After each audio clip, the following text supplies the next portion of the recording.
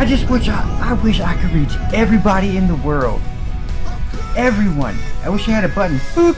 This stupid box that I'm talking into, it only reaches so many people. So, and I just want to send everyone a big, huge I love you.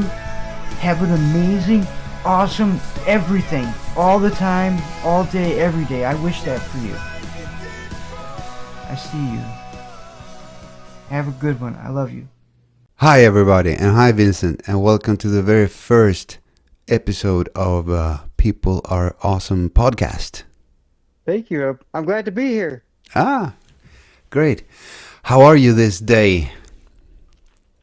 I'm doing pretty good. I'm hanging in there on my 3-day water fast. Oh, and is it your first time you're doing a water fast, or is it something you do on a regular basis? This is my third time ever trying it in my entire life. The first time I did it, I didn't know you couldn't have like artificial sweeteners and stuff.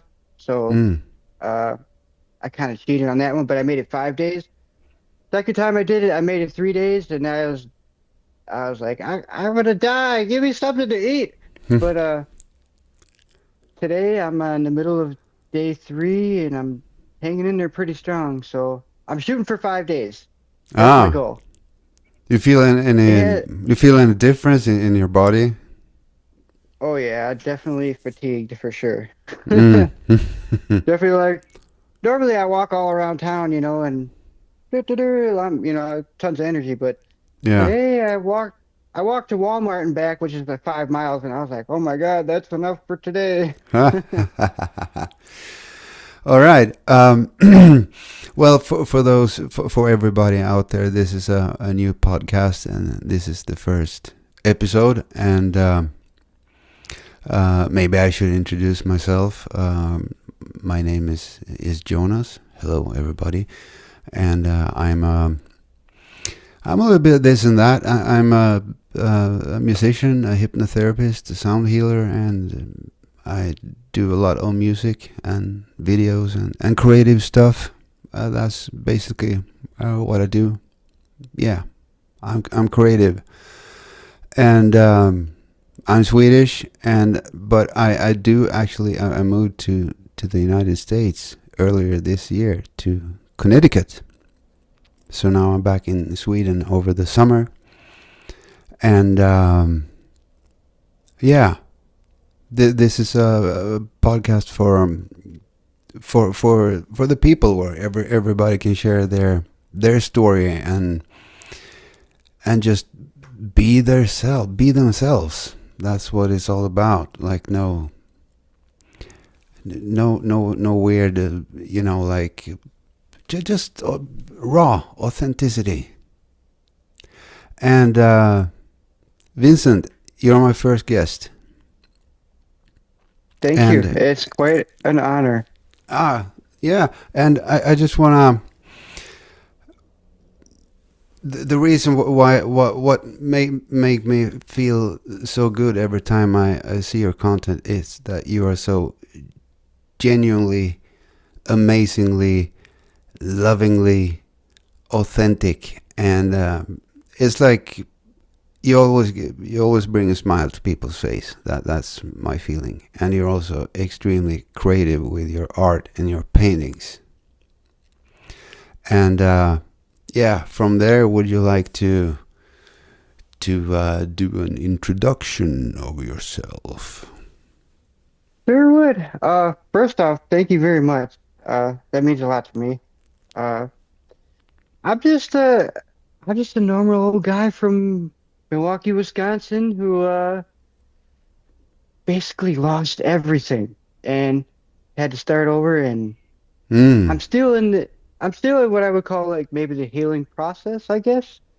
But I found art in the process, and that's one of the things that actually is helping me um, have something to live for. yeah, Obviously, I want to live for my children and for my family and for myself, but I was in a dark place. I was a drug addict for most of my life, and I was into pretty much any drug you would give to me, I would take it. mm, But I hit rock bottom, and I had an awakening back in 2021.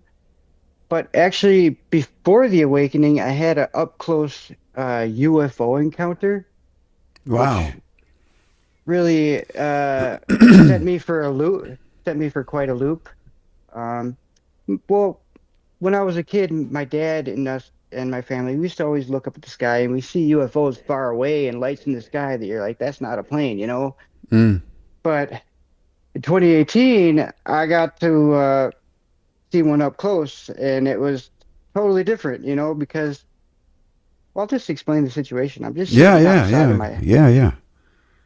I'm outside of my sister's house in the middle of the day, and my niece and my nephew are outside. We're playing in the front yard. It's a country dirt road, really nothing else around, just a cornfield.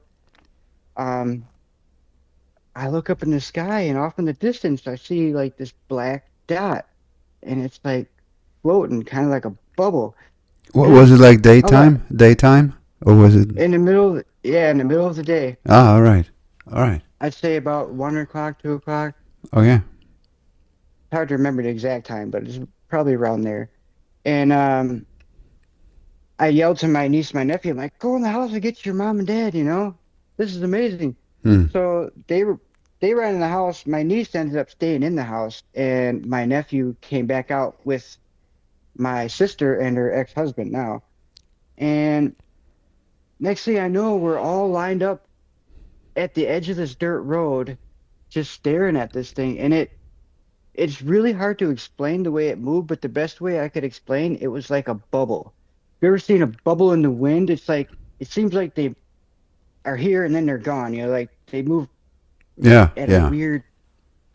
It's not like a typical plane flight. You know, it's like a floating. Next thing you know, and then it's here. And it seemed like it moved way faster than it should have. But Hmm. next thing I know, remember we're just all staring up at this thing, and I'm in my head like, what the heck is that? You know, like. And the first thing I remember is my son or my nephew saying, "What's happening? What is that?" And then um, my brother-in-law, he's like, "Oh, it's just a plane." And then I just remember it came up right directly above us, 200 feet. I have to say between 200 and 400 feet. It Oh. was between 20 and 40 feet around, perfectly round and all black. And I think the reason why it looked all black is because it was such a bright day out and you couldn't see nothing but the shadow underneath it, you know? Oh, okay. Well, do you remember if the sun was above it or behind it or like casting shadows or The where sun you? was off to the side. The sun wasn't directly like Ah, when I okay. looked up at it, the sun wasn't directly there, but it still looked all black. But I could see there was a shimmer on the edge of it, like it was Mm. metallic. And then And no lights or nothing, just like no lights, dark. nothing, just a black dot. That's the only way I can describe it. And it Mm. came to 200 feet above us and it just stopped for, I'd have to say maybe 30 seconds. And that's the thing that really freaked me out because this thing knows we're here. It came to us Yeah. and stopped, you know, and that's the definition of contact, I believe. Yeah. UFO Yeah. contact. So it's like we snapped out of hypnosis. I heard my nephew and my brother-in-law say that, and then I was just like, what in the hell is this?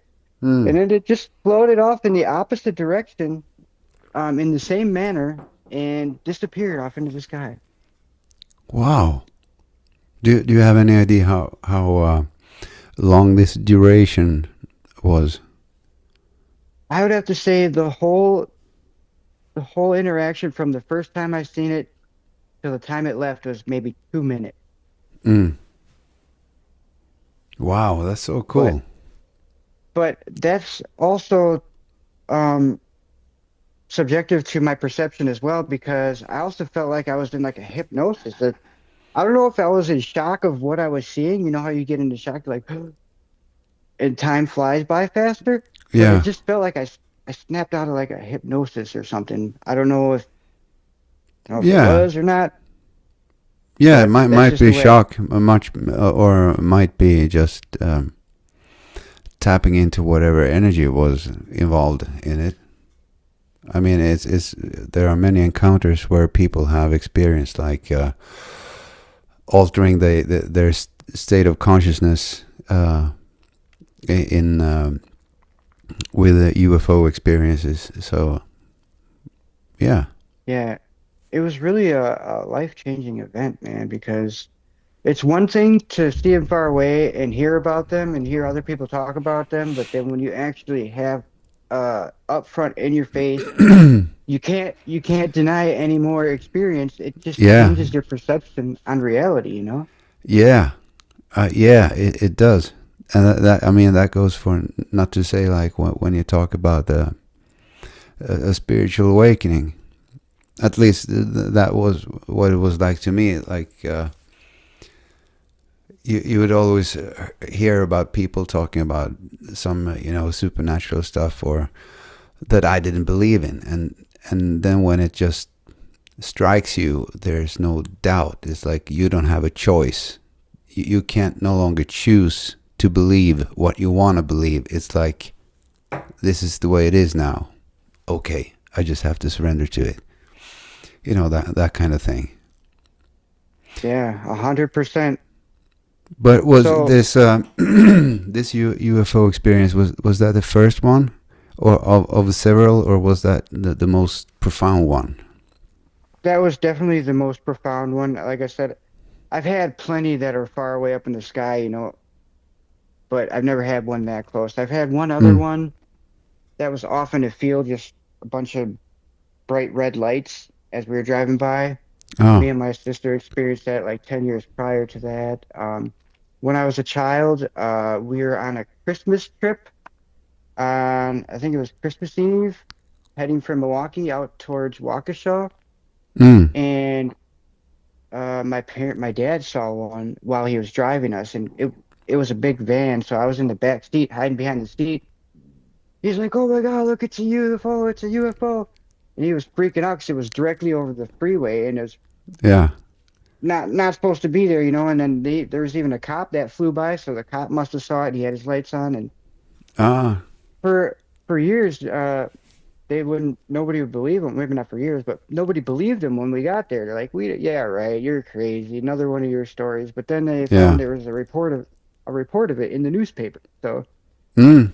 um, I didn't actually see that one, but I was there while he witnessed it, and I was just hiding behind the seat because I was scared, because Oh, okay. I had I had watched too many episodes of Fire in the Sky.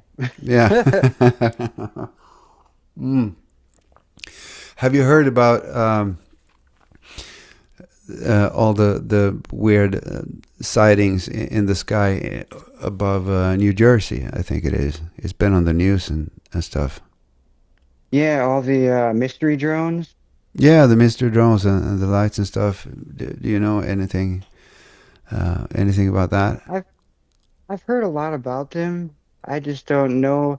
It's lately, like I've had to come to the realization that you can AI anything nowadays, Yeah, and it's really made me lose interest in other people's reportings of yeah, and videos. It's like, wow, it's cool, but I don't know if it's real. I've actually yeah, thought of like trying to design an app where you can recognize AI in video. I think that would be genius, and I think that should yeah. be Yeah, accessible. absolutely, I think they should absolutely. have that available right on YouTube or Yeah, any platform. So, like, you know, yeah.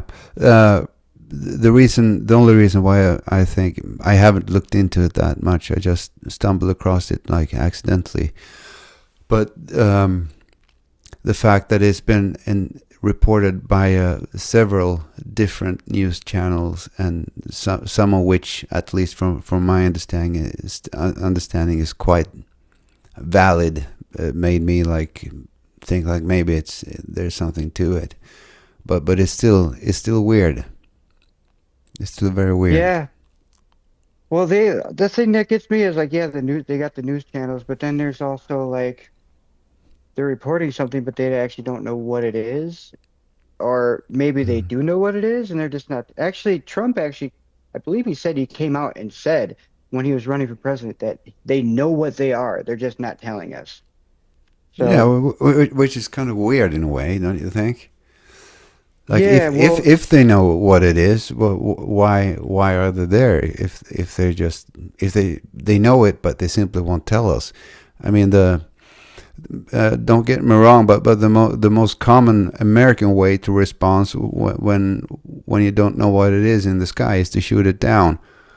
So if there's something that is alien in whatever way that doesn't belong in that airspace, it just feels weird that they will let them be there without trying to, I don't know, take them down.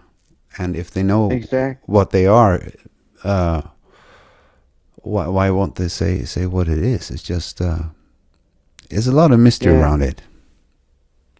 exactly. And the thing of it was too is they were having reports of the drones, what they're calling drones, and then they're also having reports of these mysterious orbs that are showing up too around these drones.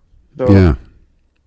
I'm thinking maybe it might be some kind of secret military drones Mm. that are also being monitored by maybe some actual real extra dimensional or extraterrestrial alien technology, which I Yeah. also think the government might just well be in cahoots with extraterrestrials or extra dimensional beings. I don't know this for a fact, but I do suspect it.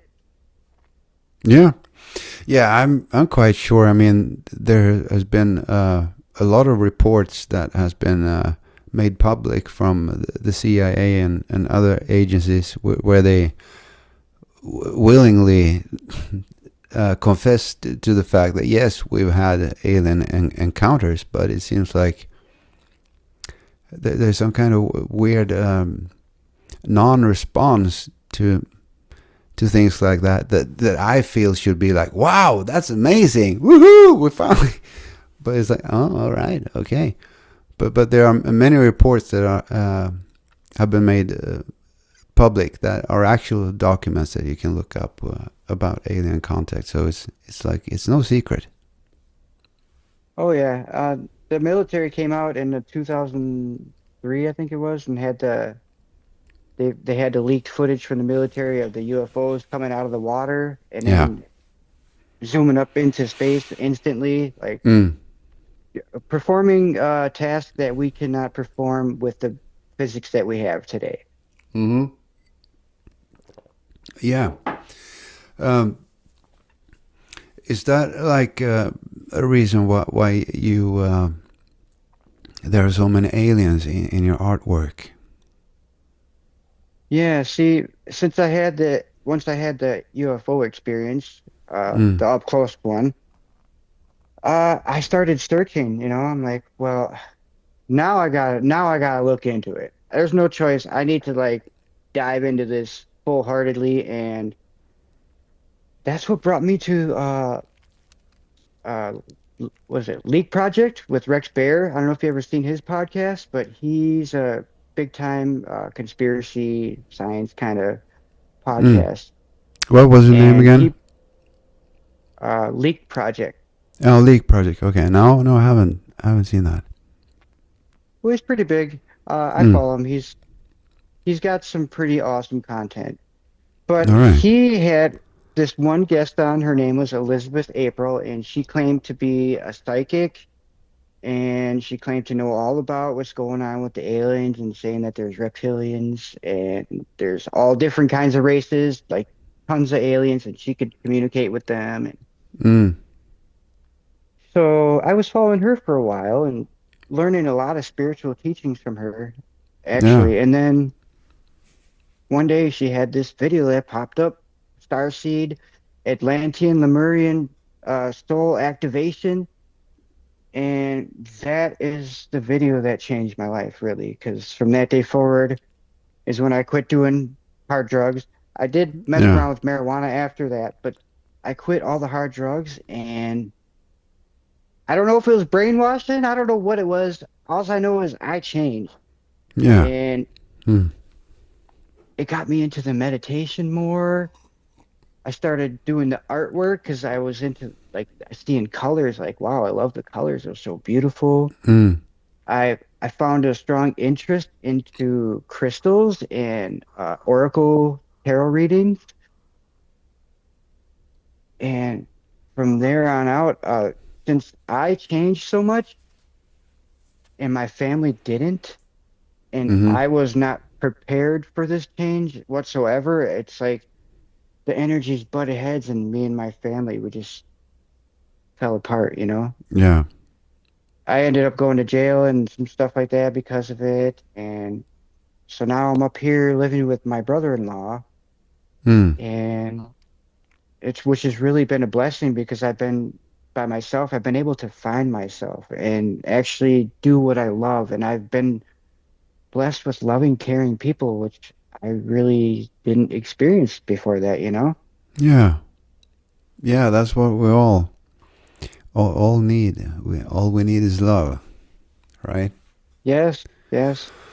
And yeah, that that resonates with me because I had a similar thing in my awakening. Was that it was one particular video that actually kind of like kickstart my awakening that came very abruptly, but it was a certain kind of meditation, and it was only one video that I did over and over again.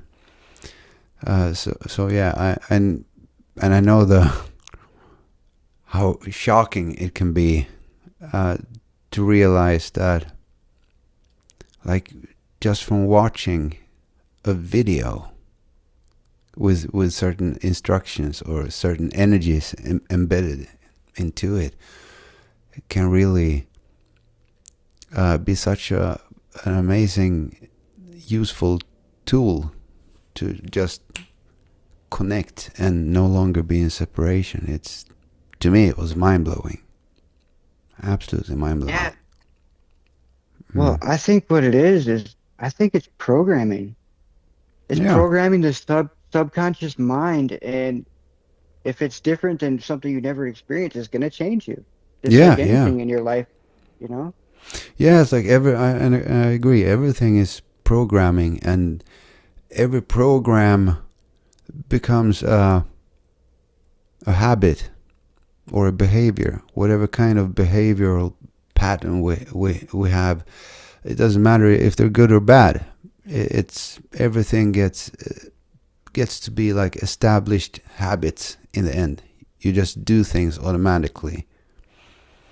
Yeah, I mean, Yeah. I was just saying, like, look at influencers, like people that are out there influencing. Mm-hmm.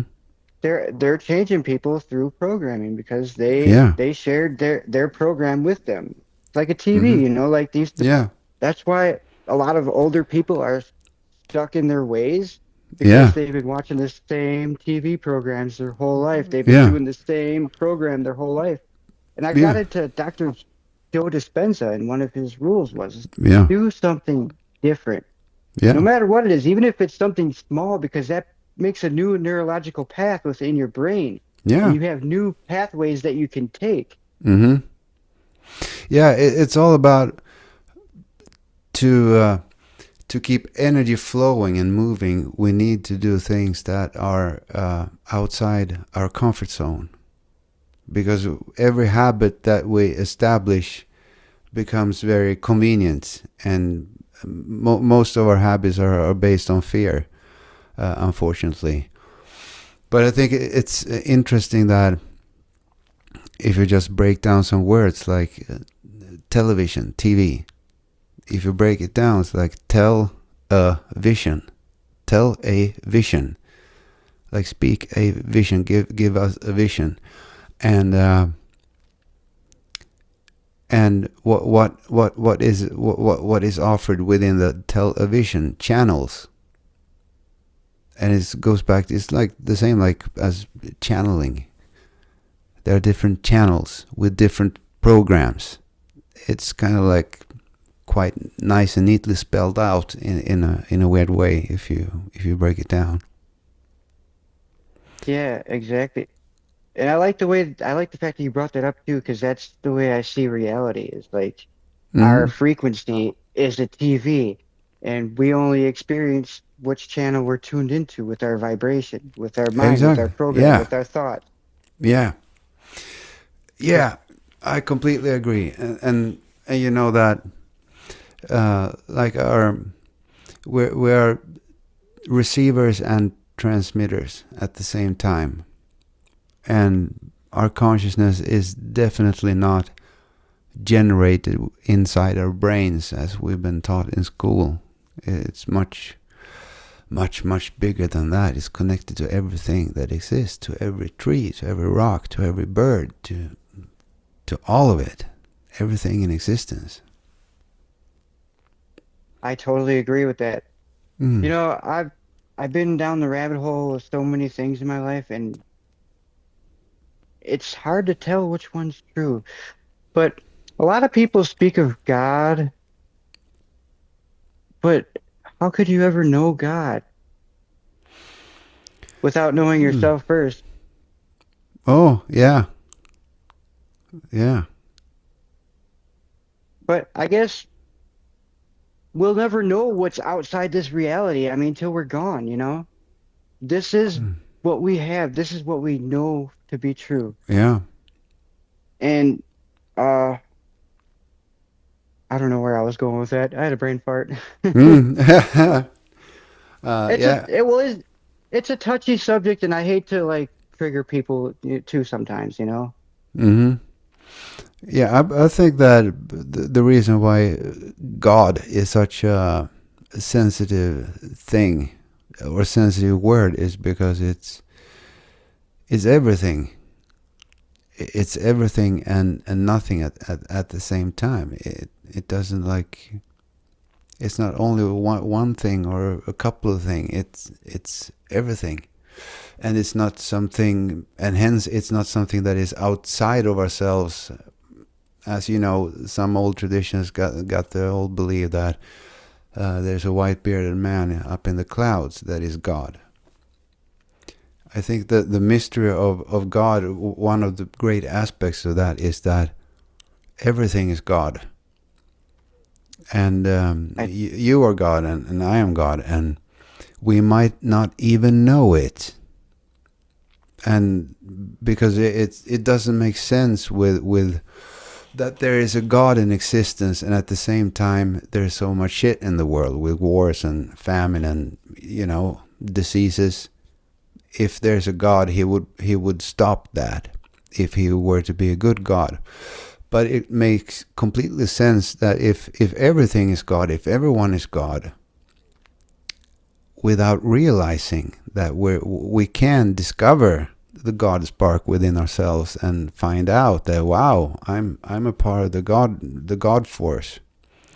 Then you can change your reality and the reality around you. But I believe that many people walk around not realizing that they are actually gods and goddesses.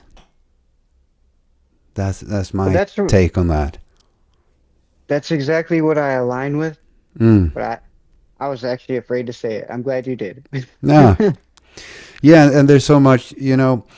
We always have different associations to every words that are being used, and just the word God is very sensitive to many people because people relate that to dogmatic religions, but it's just a word that I don't even feel that there's a word that is great enough to describe it. It's like the most common word that we know about is God, but it's completely without religious attachments. I do actually believe that religions, in particular dogmatic religions, is what keeps us away from discovering and having a real experience of God in ourselves. As long as you follow someone else or something else, you're a sheep following some other shepherd. instead of standing in your own sovereignty and authenticity and find out yourself. It has to be experienced. It can't be taught in a book, in my opinion. It has to be discovered within yourself, from within. I totally agree with that. But on the other hand, too, if God created everything, He created those people to have those experiences too, you know? That's what it Yeah, just gets me is like, you know? So I've been like leaning towards like all truths are true for you, you know? Like if it's true for you, it's true. If it's true for them, it's like how do we know like how do I know for sure that there isn't a man in the sky waiting for that guy praying for the man in the sky? I don't. yeah. No, no, we We don't. can't and we can't prove it. But I don't have any proof of it right now, so I'm not subscribing to that. I'd much rather subscribe to what makes sense, like what you just described, basically, you know? Yeah, and I think that that's one of the big mistakes when it comes to spirituality or divinity or whatever you want to call it, is that you can't really prove anything. There is no such thing that an objective truth that this is the way it is. It all comes down to that you believe that this is the way it is, but you can't prove it. And it's like saying, like, you can you prove that? No one can prove that love exists, because we can't measure it, we can't weight it, we can't count it, we can't put it on the scales or do all these scientific experiments to validate that it exists and that it consists of a certain whatever it is. No, we can't do that because it's not physical. You can't touch it, you can't hold it, you can't smell it, you can't taste it. But everybody knows that there is something, or at least most people know that there is such a thing that is called love, because we can feel it, but we can't prove it. But then the follow-up question to that would be: do we need to prove it? Does everything needs to be validated and compartmentalized and proven to be like valid and real? I think that's kind of hard if you play around with the thought there is no such thing as an objective reality in the first place. We all have our different perceptions of reality. So it's this seeking to prove things constantly. I think that really could backfire in your inner development. Yeah, that's a very good point. And because of the fact that um what we're calling a God is an unknown to some extent, Yeah, I I take what I've learned in life and what I've learned based off of what science tells us, and I live my life off of those values and based on what is going to serve me and the people in the world highest good. yeah, yeah, yeah. That makes sense. So let me And ask you. I I'm sorry. You finish. I do I do I'd say strongly resonate with the holographic universe theory, Mm-hmm. but I still question that too though. But if I had to pick one, that would be it. Yeah. Uh, I wanted to ask you what was the reason that you kind of like fell off the wagon when you got into the drugs and stuff? Was it just something that happened, or was it like family things, or was it like a Uh, particular event that hurt you, or what led you astray, brother? well, me and my ex-girlfriend were going through child protective service issues and Mm.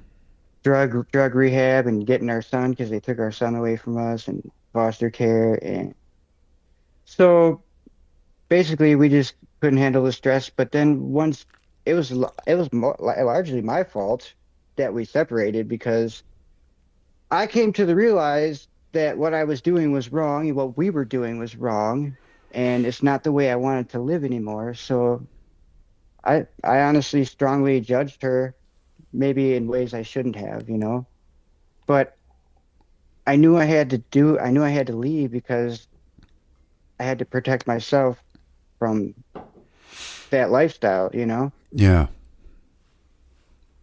But yeah, I ended up in jail over it and losing my kids. I mean, she has them now, so she's got them back from Child Protective Services, but Mm. um, hoping they're going to come up this summer. They came up last summer, so it's Yeah, all good. right. And and I have actually since then established a good relationship with her and with the kids, and Mm. it took me to heal myself to understand other Yeah. people. But yeah, Yeah. that's mostly what happened in that soul activation. It's just like I had an awakening. I didn't know what to do with it, and it took me years to figure out what's going on here and find myself, because Mm. at first I was like, I believe on this, and then I had to come to reality and understand like, well, maybe I'm not that. Mm. Maybe I'm just me, and maybe I'm not always right. Mm-hmm.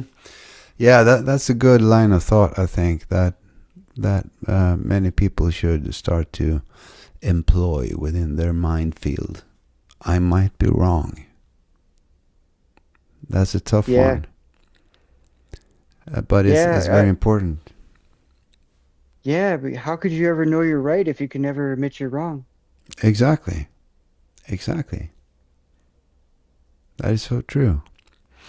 Where you are in Wisconsin, just around, was it Iowa and Minnesota is around you, right? And Yep, Illinois. And that's do you have like is it there a big lake there that's called Lake Superior? yep. Lake Superior is at top of the state, and Lake Yeah. Michigan is the one that goes all the way along it. Yeah. Yeah, right. So yeah, so Michigan is on the east side, east from Lake Superior, right? If I remember correctly. Correct. Yep, you got it Uh, correct. I do believe that hasn't there been a lot of UFOs or weird sightings in that area around Lake Superior as well? Yeah, there's been a lot. I'm not sure about Lake Superior, but I know Lake Michigan for sure. Yeah, And I think maybe it's Lake Michigan. I might confuse there's them been both. over I've seen some documentaries on it. There's been like over 200 ships that went missing on Lake Michigan too. Wow. Uh, I've seen that on Ancient Aliens. But yeah, there's been a couple big stories of people seeing UFOs. There's been lots of reports. It's been a hot spot. Mm. Plus, uh, we have military bases over here too. That seems, military bases and UFOs seem to go hand in hand these days. Yeah. Yeah, they sure do. So it Mm. raises a flag for me. So I don't know. Mm. Yeah, But same here. It's always a weird thing that they show up together like hand in hand. yeah, But um, was it Milwaukee? Is that where you live? that's where I grew up at. But I live in Marshfield, Wisconsin. It's a small little town, Oh, okay. 25,000 people, All right. I directly in the center of the state. okay. Because I know that there's a big art museum in Milwaukee. I don't know if you heard about it or been there. Oh yeah, I've been there. It's beautiful. Yeah. It's got That. the opening wings on the top. It's all white, right on Lake Wow. Michigan. It's pretty cool. Yeah. Um, it just sucks you have to go to Milwaukee to see it. Yeah. Yeah. I bet. I bet. Yeah. Maybe I'll go there someday. That would be really awesome. Yeah, it's Uh, pretty neat. yeah. I mean I don't know. It's maybe we'll take a drive. Uh, somewhere up the road. It's from Connecticut to Wisconsin. It's probably it's not as far from as from Sweden to the States. So I mean, it's not like super far away. No, it'd Yeah. probably be, I'm guessing probably around somewhere around 20-hour drive maybe. Oh, yeah.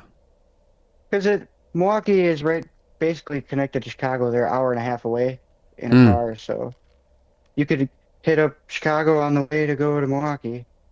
Yeah. That would be cool. Now I'll swing by and say hello. Yeah. No, yeah, that would be awesome. I'm just another 3 hours away up north from there, but yeah, Yeah, but in that context, 3 hours is nothing. true, true. True that. All right. So your art and yeah, that's one of the major things that got me that really made me feel in love with your energy. It was like, wow, your art, and you're so productive.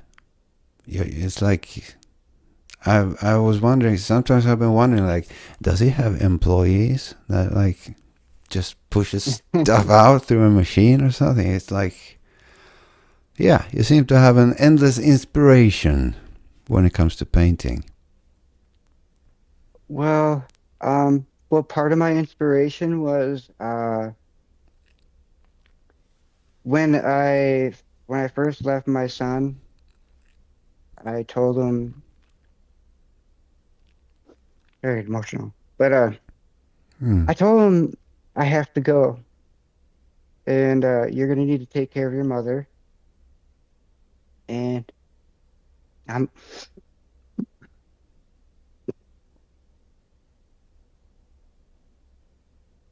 give me a sec. Oh, shit. Yeah, it's no worries, brother.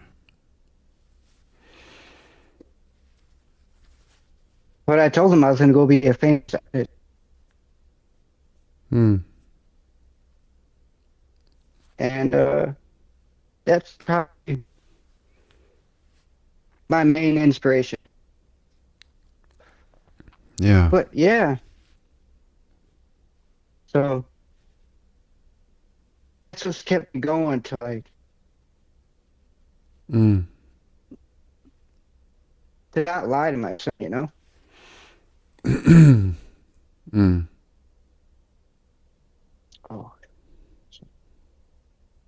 but yeah, I uh I got into it right after I had this soul activation, Yeah. and it's when I started liking colors, and then I came across a YouTube video that was a fluid art painting or pour painting they call it. It's basically where you take colors and you mix them up in a cup, or you just put them on the canvas and you put this little what's it called? Silicone in between in the paint, and you mix it up and it makes them Yeah. separate into cells. Yeah. Okay. And we have all kinds of fun with it, moving around in all kinds of ways. And I would stare at the artwork because wow, I love the colors. But then as I would stare at them a while, I'd be like, that kind of looks like this. That kind of Hmm. looks like that. And then I was like, wow, that's so cool. And I would tell everybody, hey, do you see that in there? Isn't that awesome? Hmm. And some people they wouldn't be able to see it. And I'd be Hmm. like, really? You can't see that? So then I was like, maybe I could take a paintbrush and just paint it in. And it actually, that's how I started using a brush because I never like dreamed in my life that I could actually draw or paint something. I was like, I did the fluid art because it was easy. I could just throw Yeah. paint around and move it, you know? And Hmm. then I just evolved from there into painting and painting the beings that I would see in the art, which a lot of times I would see aliens. I don't know if because that's just where my head is at, Yeah. or if I'm actually channeling something through me. I don't know this. I don't know. So yeah, then I just evolved from that into drawing. Now I've been doing a lot of drawings lately, and Hmm. to be honest, another part of it that keeps me going is it's my therapy. It's my place where I'm free. Yeah. I'm happy when I do it. Hmm.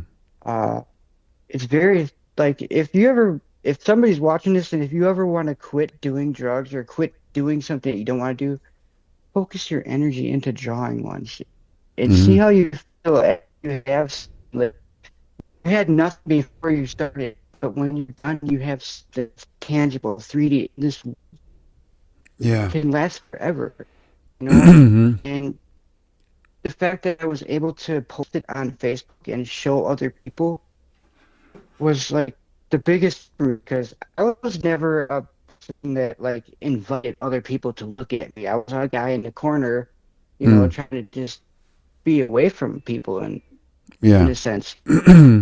And with the internet and Facebook, I was able to show myself um, without having the fear and of being judged by a person in front of me to say, yeah, all that's crap. Yeah. So that has been part of my inspiration too, is to share with the world my experiences, with my awakenings, with my quitting the drugs and finding a bigger purpose and showing people that you don't have to die. Life Mm-hmm. doesn't have to be miserable. Mm. You can find something in life that you want to live for, and Yeah. it'll change this. You will walk down the same street you thought you were miserable for 20 years and wake up one day and realize you're in paradise. Yeah. I know the feeling. Mm. That's that's what it did for me. Mm. So Yeah, that's so beautiful. It's kind of like what music has always been to me. Even though I had the music with me throughout my life, I was still living in separation and disconnection from myself up until my awakening. So the everything kind of like the music really shifted after my awakening. It was like it got more of everything, more colors, but in music, and also like the entire world shifted this feeling, this connection to everything, uh, compared to before when everything was just I was just I was just a few bags of blood and bones walking around. That was like my perception of self, and all of a sudden I could feel the trees and I could feel the water and I could talk to nature, and it talked back. It was like it's huge. It's really huge. yeah, but that feeling of connection and being part of everything, that oneness. Hmm. Yeah, that is really amazing. That's a big turning point in your life. But for my life too, is I've learned it from other people's teachings, but to realize that everything is your own perception of what it is. And Hmm. if you change and maybe not everything in life, but a lot of things in life, if you change the way you think about it, it will actually change. Yeah. Yeah. It may be everything, I don't know. But Hmm.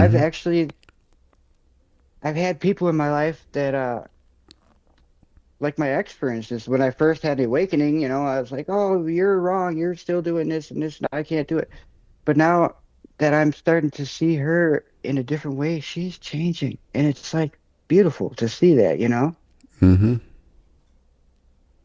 Yeah, I know. I go through basically kind of like the same thing with the mother of my daughter. We used to have like a really infected relationship after our separation. It got so bad we even got to we went to court with lawyers and stuff and fighting over custody, and then it just shifted. It just shifted, and it's so beautiful. Like the power self-realization and forgiveness is really amazing. Once you start like passing judgment around you all the time. I was quite good at that once. Oh, me too. Well, I Mm. had to come to the realize that what helped me, one of the biggest thing to help me change my perspective is to realize that people are only mean and mad and negative because they're hurting inside. And if you could Exactly. see Yeah. a mad, angry person as a hurting person instead, you Mm-hmm. can have compassion for them and you can Mm-hmm. see them in a total different way because that's what it is. Yeah. But it's not easy to do that, and especially not in the climate of the way the world is tweaked. It's so much fear-based propaganda, and depicting everything as it used to be like good and or evil, but now it feels like it's only evil that they want to present. Like everything is some kind of disaster, being it like certain individuals from certain countries that are in war with each other. Like they are painted out as devils, as demons, as this and that, and even weather and everything is like everything is attached to like it's disaster. It's everything is just it's like a big puke. The way it's being presented from media and from thank God I don't watch television anymore at all, especially not news and stuff. But still, you can sense the collective energy from it. It's weird. Yeah, that's 100% true too. Yeah, I stopped watching TV myself right around Mm, that time too in 2020. mm, It's it's just not healthy to give all your energy away to that point of view when you can just the way I look at it is there's gonna be bad things happening in life yeah. everywhere, whatever, anywhere. But Mm, that's not gonna affect you directly. You are in your life. You're gonna see them through a lens, but yeah. it doesn't have to be your life. It doesn't Exactly. have to be the way you Mm, live. mm, yeah. And just like a good example is I saw some nice parables about this. Like the weather today, when it's a certain a certain like degree outside in summer. Today is like packed with warnings. It's like warning. There's an amazing, there's a horrible heat wave coming, and people will just drop dead in the streets. And like warning, this is dangerous. And a couple of years ago, when we had exactly the same temperature, there were no warnings at all. It was just like it's getting real hot today. Make sure to stay hydrated, and that's it. It's this fear propaganda that it's growing. One might almost assume that there's a hidden agenda behind all this. I don't know. Mm. Well, um, if you're a country and you want to control people, well, fear is usually the easiest way to do it. Yeah, always, always, and yeah, I'm kind of fed up with fear. I'm done with Yeah, that. you know, I do my best, but there's still some things I got to work on. Mm. But that's just being honest. Yeah. Yeah, we always need to work on ourselves. There's no, I don't believe that you will ever come to like a finish line. Like, Chuck, I'm done. I've done all the work on myself now, and I don't need to do anything at all. Now I can just sit back and relax and consider myself completed. I don't think that I don't think that exists. Maybe when we die. Yeah, maybe when we die. Maybe when we die. But But yeah, would you like to show some of your amazing art? oh yeah, I think this time I can hit the flip button here Woohoo. so I can see what I'm shooting. Wow, cool. Did it work here? There we go. So it's actually I think raining outside right now, but I guess I'll start here at the window. Mm. So getting the best of the lighting, but yeah, this is the one of my most recent ones. Wow, I love that I one. freaking I freaking love it. I love the Yeah, way it's like a alien. I don't know how good you could see it, but it's like an alien with like two little red and blue yeah, entities. There's a unicorn up there, unicorn, dragon, and then this little guy over here, and then it's just the water. And then the frame I got for it, it's just amazing. I love it. yeah. It's so I got beautiful. that whole frame was $5 at the thrift shop. Ah, all right. And here's another one of my most recent ones, which I'm really proud of. Yeah, This that's is so just cool. it's amazing what ends up coming out of these because they never start out as I planned. Mm. Like random. This is one of my earlier ones too, when I Wow. first started. I like I like to do dragons too sometimes, dragons and mushrooms. I had a mushroom escapade. Ah, all right. So another one of my aliens. So Mm. yeah, I went on a DMT trip and a mushroom escapade 2 years ago. That was also influenced a lot of my artwork as well. Oh, yeah, I bet. But Wow. I found that being sober is more fun. Yeah, it is. I agree. Wow, This that's cool. this one, Arcturian. Well, this one here, when I painted it, it was just a pour painting. My intentions behind it were to paint my heart, and Oh, that's why there was a green in there, and I just painted put all the colors I liked in it the most, and then I seen this character in it, and then I just outlined him. So that's my heart, I guess, and it looks very Arcturian. yeah. Yeah, definitely. And I love that. Is that a lion or a fox with sunglasses or something underneath? Yeah, That's it's super cool. look like a lion one. Was it the free time? Ah, all right. This is one of my favorites too. My whole room is full of my favorites, I guess. But little Wow. eyeball. Yeah, that eye. Wow. Wow. That it. Wow. I really feel This like is that eye is staring the shit out of me right now.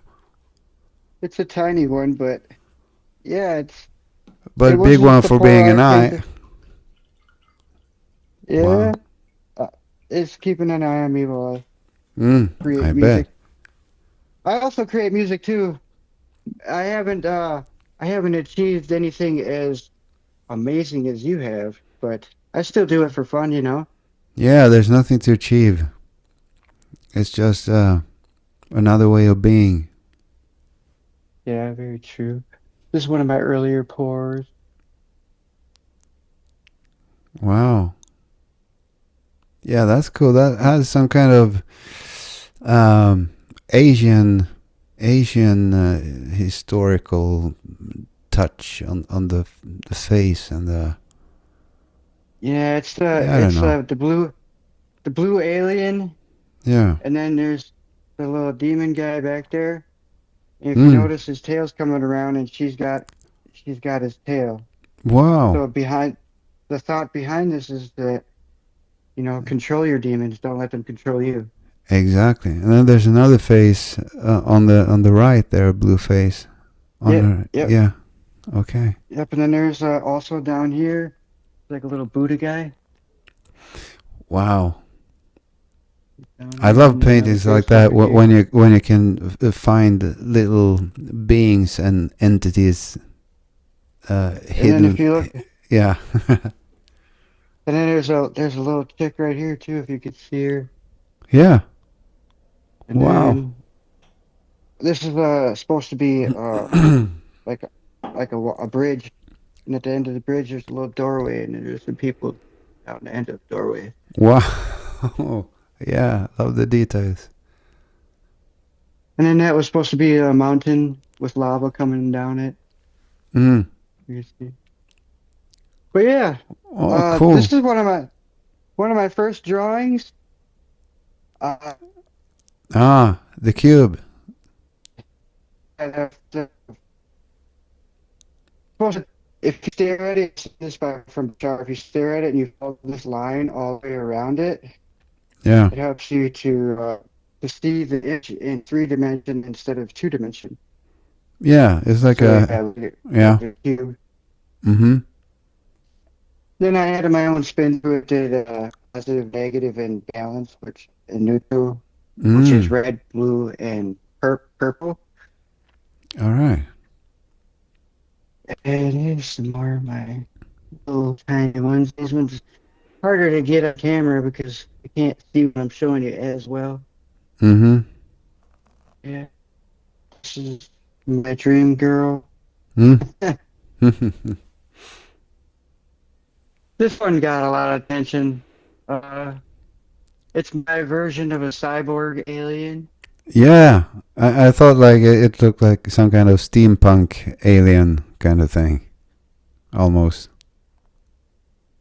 Yeah, Wonderful. and I mean, if you look at, there's so much to look at them. Like, if you have more time to actually look at them, so much stuff comes out of them. Yeah, I Like this bet. one is, I bet. uh, this is one of my very first ones too. A little alien popped out. Wow. Wow, it's so beautiful.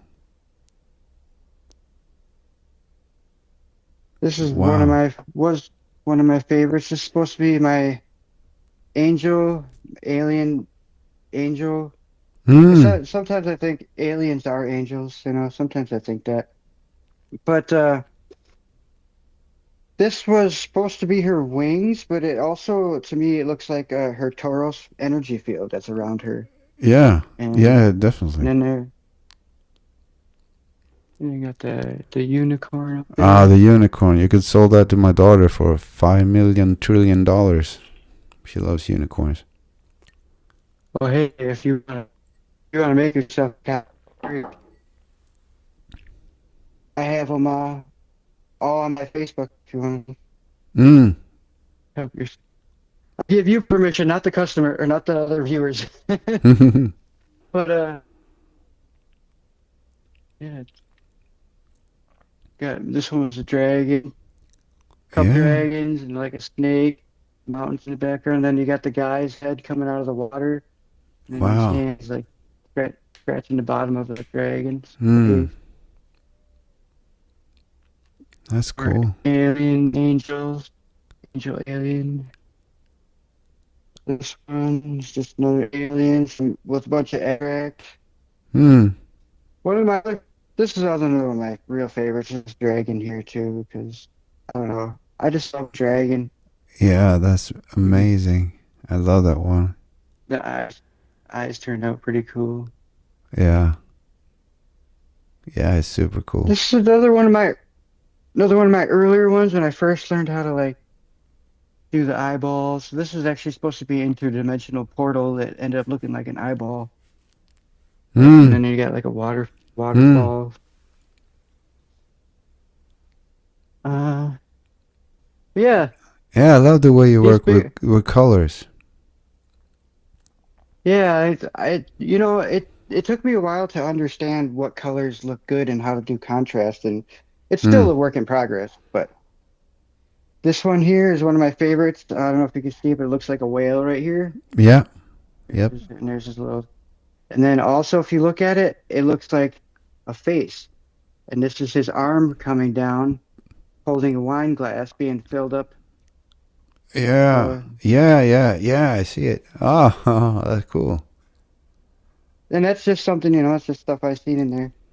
This is one of Hmm. my older horrors. It's looks like a fairy angel, Hmm. and that just that's no brushwork. That just happened like that. So that's why it's so important to me because it's like magic, Oh, kind of. absolutely. Wow. Here's another one of my favorite pours. This is just a pour, and then I threw some paint at it. Mm. But so many faces pop up in there when you look at that Yeah. one. But here we go over here. It's another one of my UFO aliens. Their spaceship is Mm. the helmet to the Mm. astronaut. Yeah, Wow, cool. another just lots of aliens, I guess. Yeah, But then there's one or two aliens in there, I'd say. yeah, I mean these are all my paintings, and most of my paintings are older compared to my drawings because I've been kind of on like a drawing streak. Mm. And so, anyways, let me get my shoot slippers on here.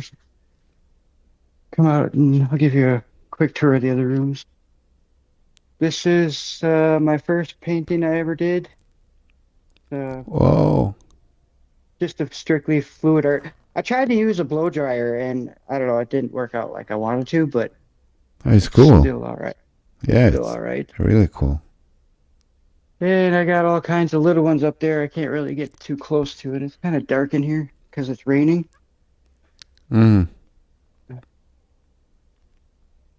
I really like that one too. It looks like a zombie peeking out of the darkness and his Yeah. face melting, or like a some kind of Wow. alien. One of my favorites, dragon head. Ah, yeah, I love that. Then we got the lizard man up there. That one looks So. really cool. I like the way the colors Mm-hmm. turned out on that. But yeah, I even painted like the railing here. Did a pour painting on the railing, the Oh, door. Uh, you gotta do the yeah. ceiling, bro. I'll get there eventually, I'm sure. Mm-hmm. Uh, this one I always liked too. I don't know how good you could see it, but that guy's pretty cool. Yeah, yeah, I But can see it. he's got like an angelic kind of chair or wings. Mm. He's got like a Native American feathers in his hat. Yeah. This one is my spaceman with the portal head. Mm. It does have a mushroom over there, but it kind of resembles something else. Hmm. Uh, Dragon. Another one in my abstract. This is another good one too. There's so much going on in them. It's like takes you a Yeah. while to actually to see Mm-hmm. to see it all. Another another good one. Birds. Let's see if I can get down here and my niece and nephew just moved out, so this room is kind of a wreck. They Mm-hmm. didn't clean up it. I don't know if can you even see these up here? Probably not. Yeah, vaguely. It's a little dark, but I can see them. Some more of my older ones. Yeah, cool. Wow. Yeah, yeah.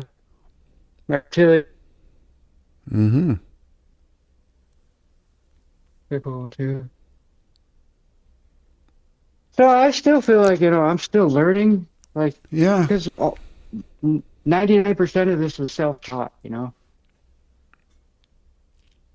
that is It's a lot harder amazing. to learn on your own. Yeah, But maybe it is. I don't know. I think that's a two-sided coin. I have learned everything I know, and I basically learned by myself. I don't have an education in anything I do. Yeah, except for hypnosis, but in creative stuff like music, I don't. You just be well, creative. well, yeah, true. But with art, it seems like, if you know some tricks, it makes being creative a lot easier. It gives you more options to create in other Mm. ways. Yeah, yeah, of course. Wow, that was Because cool if, too. That's amazing. yeah, it's just a big pour, 3 foot by 4 foot. Mm. There's another one I really like too. Love the colors. Mm. That one reminds me of like a big teddy bear or something. It's got like that crazy, creepy guy in the corner. Mm. Oh. And this one's just colors. To Mm. be honest, some of the best work I've got around here is from my sister. My sister, I don't know if you can see it real good, Mm. but my sister did that. She won the high school art contest with that. Got she Wow. put they made her put her in the newspaper and everything. Wow, that's cool. Yeah, the Yeah, table. here's one of my tables. You get You up close enough, you can see like how much detail there is. There's a lot of yeah, detail there. wow. Did you put lacquer on top of that or a coat Yeah, I or something? actually did Clear spray coat? on clear. Yeah, spray on gloss clear coat. Mm. And then I can zoom downstairs real quick if we got time for it. Yeah, sure. All right.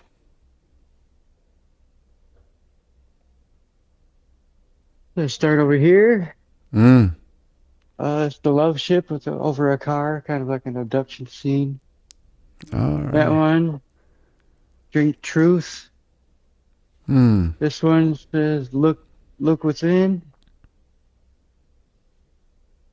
The random like a alien abstract Oh, yeah. UFO kind of thing down the hallways. Wow. This one is one of my older ones too. My alien chick. And then you got this guy over here with the backpack on. He says dream on his hat. Mm. And the time is now. Time is now. And he's also got a reptile being speaking into his ear. Mm. This one's kind of like a soldier. He's like a soldier with like scenery behind him. Mm. That was like my psychedelic spaceship. It's actually sideways, so I didn't have nowhere else to Oh, hold it. okay. Oh, more aliens. Eyeballs. This is one of my very first brush ones that I started. Both of Mm. these are. This is like Medusa. He's Oh, supposed to be yeah. blowing dust into her hand. Wow. Yeah, we got a bunch of the little ones. I'll just kind of skim past them real quick. Wow, you've been productive. That's for sure. Yeah, I look at it this way. I've been doing a lot of healing. Yeah. Yeah, definitely. But it felt good to do it though. You know, it's something I love to do. I go, I use the Bashar's recipe, follow your and act on your passion and excitement in every moment without expectation of an outcome, and this is what happens. Yeah. That's another cool one. Yeah, well done. Yeah, I love that one. That's cool. And put an alien in a dress. Hmm. Cool looking alien dude. This is the underwater one. Little octopus and a Hmm. fish. Ah, that's a pour, Here, right? yep, this is pour. It kind of looks like a beach though, and Yeah, like a that's what I like was thinking. It looks like a beach with a few rocks and like a sand and stuff, like a stony beach. and the And foamy this one we waves. yeah. This one we have the rabbit hole. We got the little rabbit right there Ah. going down the rabbit hole and the mushrooms and stuff. Hmm. Cool abstract stuff. Wow. This is the this water scene with like a mountain and the moon in the background. Wow, it's really amazing. I love the green on the water, whether it's like grass or something. It's really cool. Yeah. Really beautiful. Yeah. Yeah, it's supposed to be grass. And the mountain looks it looks like a face. Yeah, it is. Like like an evil skull mountain. Yeah. Very nice. the bee water. There's a reptilian I did. It's sitting in a chair, Mm. spaceships and stuff. There's another straight up pour That's really cool. at the, what is that, the tiger or a lion or a jaguar or something. One of Ah. my most proud of ones here is my owl. Yeah, that's See really. that one? Yeah, I love that one. That one, that one, I actually looked at a picture and painted it, which I Come don't again, do please. much, but that's one that I actually looked at a picture of. Oh, okay. I looked at a picture of the All right. owl, not the rest of it, and I Mm-hmm. painted the owl the way I seen it. So another door. Kind of looks like Mickey Mouse's head right there, but Mm. yeah, abstract door. Got a lot of detail on it too. If you look up Yeah. close, the whole thing is. I just Wow. don't have the camera to serve it justice. Well, I don't think any camera would serve it justice enough. Those need to be experienced, like with your eyeballs in place. Yeah. But they're There's all another amazing, all amazing. Wow, got another really, keyboard really, down here. really impressive.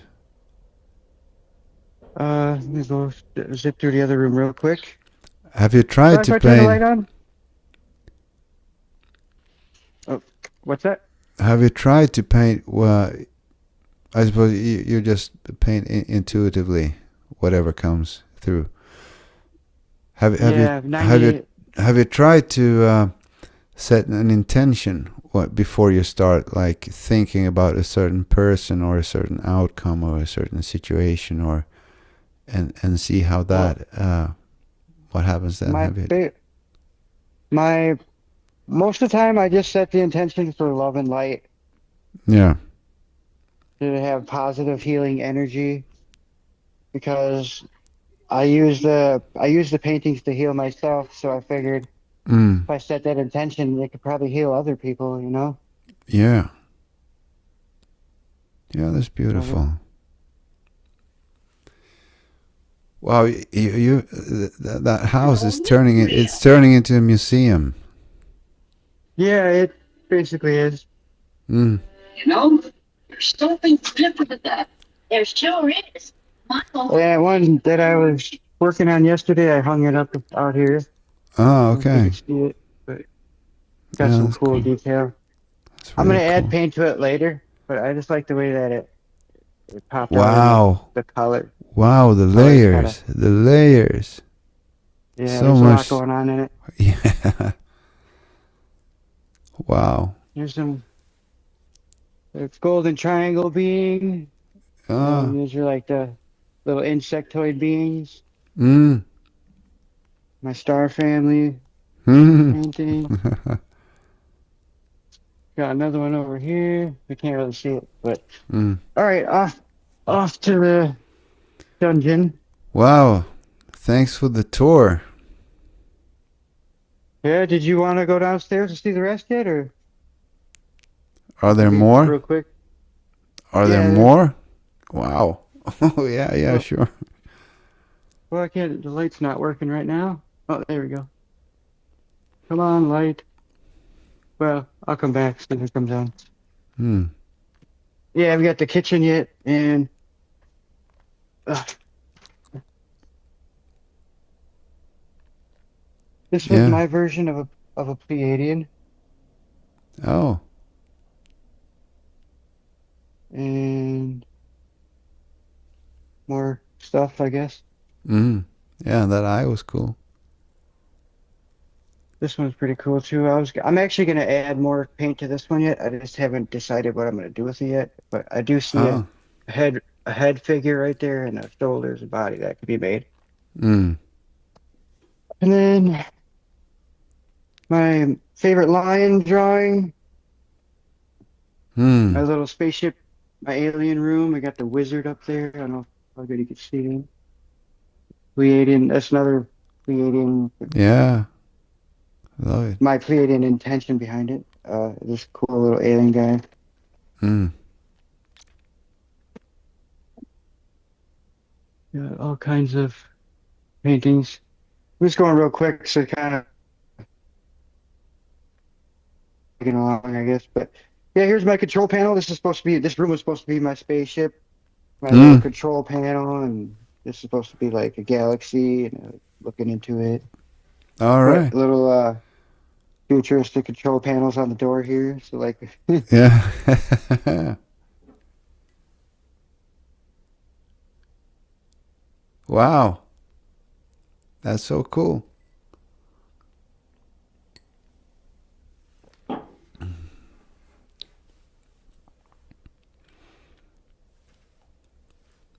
all right, Yeah. insectoid, dragon, some more abstract. I really like that one. The Mm. lighting's not the best down here.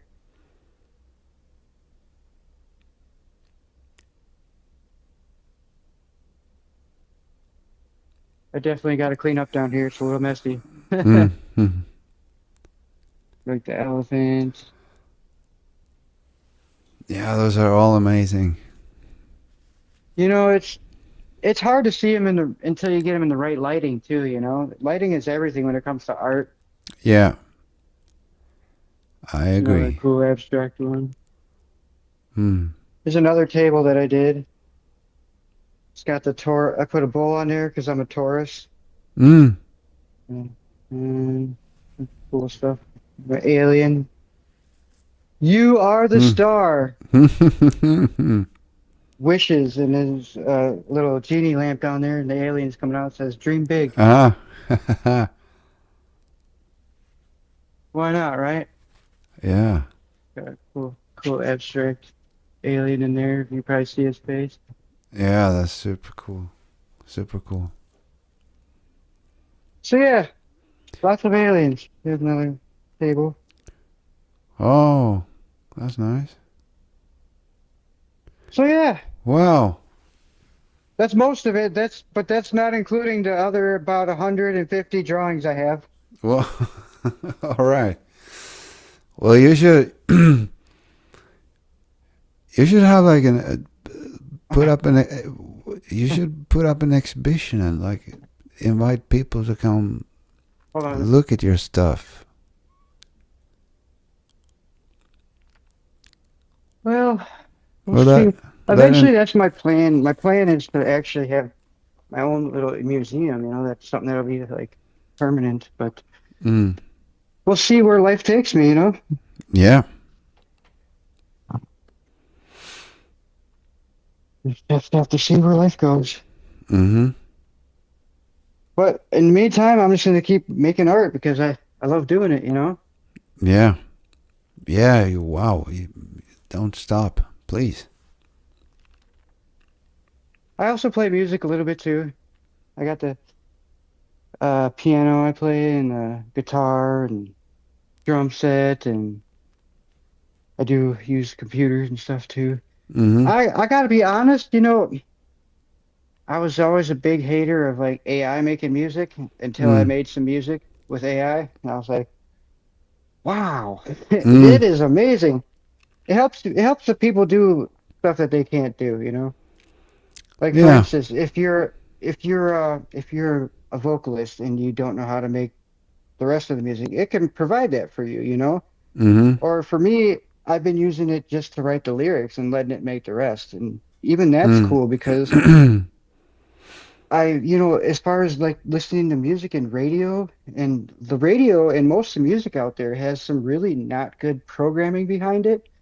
I know So, it's horrible. Most of it's horrible, in my opinion.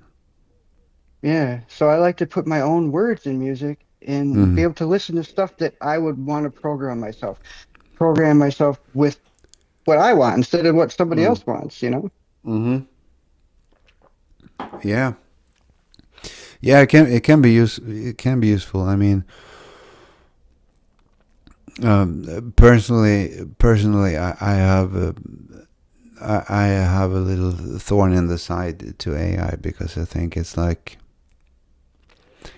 it's I see it as a bit of it. It's not human. and creativity is like the human spirit. And I know there are, like the different kinds of AI. I know there are like supercomputers where you can just type in, write something like Mozart and Beethoven or Bach, and it just spits out a masterpiece. It's a little freaky to me. Like like people that are born, that come into this world with a gift. For instance, music. It could be anything. It could be painting or whatever it is.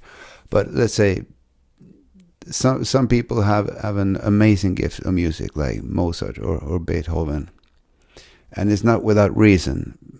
Is my belief. It's a part of the soul template and the mission on Earth in this lifetime to utilize that and spread that. And when that fragile and delicate and amazing talent can be like duplicated, replicated in an artificial, non-human way, just by pressing a button or typing in some lead words, it's I get like Terminator vibes, like the machines taking over kind of thing. It's a little bit like Well, but that I completely reality, but I completely get the point, like why many people find it so useful and interesting. well, I guess it's part of my point of view on what my reality is I feel like the AI is just part of our intelligence. It came from us. Hmm. Yeah, maybe it did. Maybe it did. But maybe it And didn't. also, yeah, that's true. That's very true. Also, I thought of this. I had this crazy idea. It's like, you know, AI is going to create artificial super intelligence and artificial transcendent intelligence, which is more intelligent than artificial super intelligent. It's an intelligence so grand that we can't even fathom of what it is. It's beyond the horizon, right? Hmm. Well, if we can think of time travel, it will think of time travel. And if time travel is possible, it will be able to create it. So Mm-hmm. therefore, it could actually go back in time and influence the reality that we're already in. So maybe we already are AI and we just don't know it. Yeah, who knows? I mean, maybe we're a dream within a dream within a dream within another dream. It's possible. We don't know. That's the Yeah, fun part about it. yeah, I know. We have actually no idea. And we But can't I prove it. We can't prove it. And that's the beautiful thing. exactly, exactly. All that we can Mm. do is prove things wrong. We can Yeah, prove things to not be true, but we can't prove things to be absolute truth because the truth exactly. changes.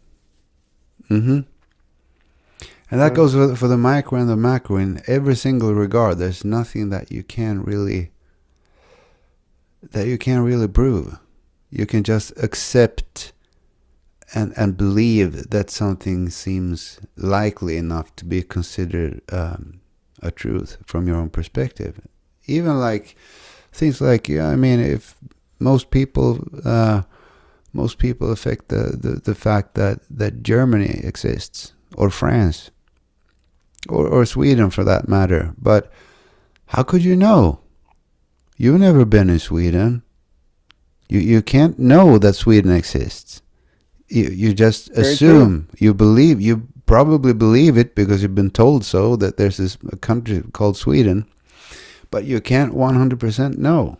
Not even if you would go to Sweden, you can't even know 100% that you're in Sweden. You might be somewhere else. You might be misled. Maybe the plane took you to another place to keep up the illusion of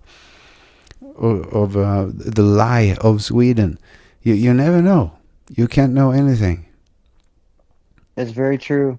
It's hard for people to accept, especially when you get those people that, think they know everything because they've Hmm. learned it all.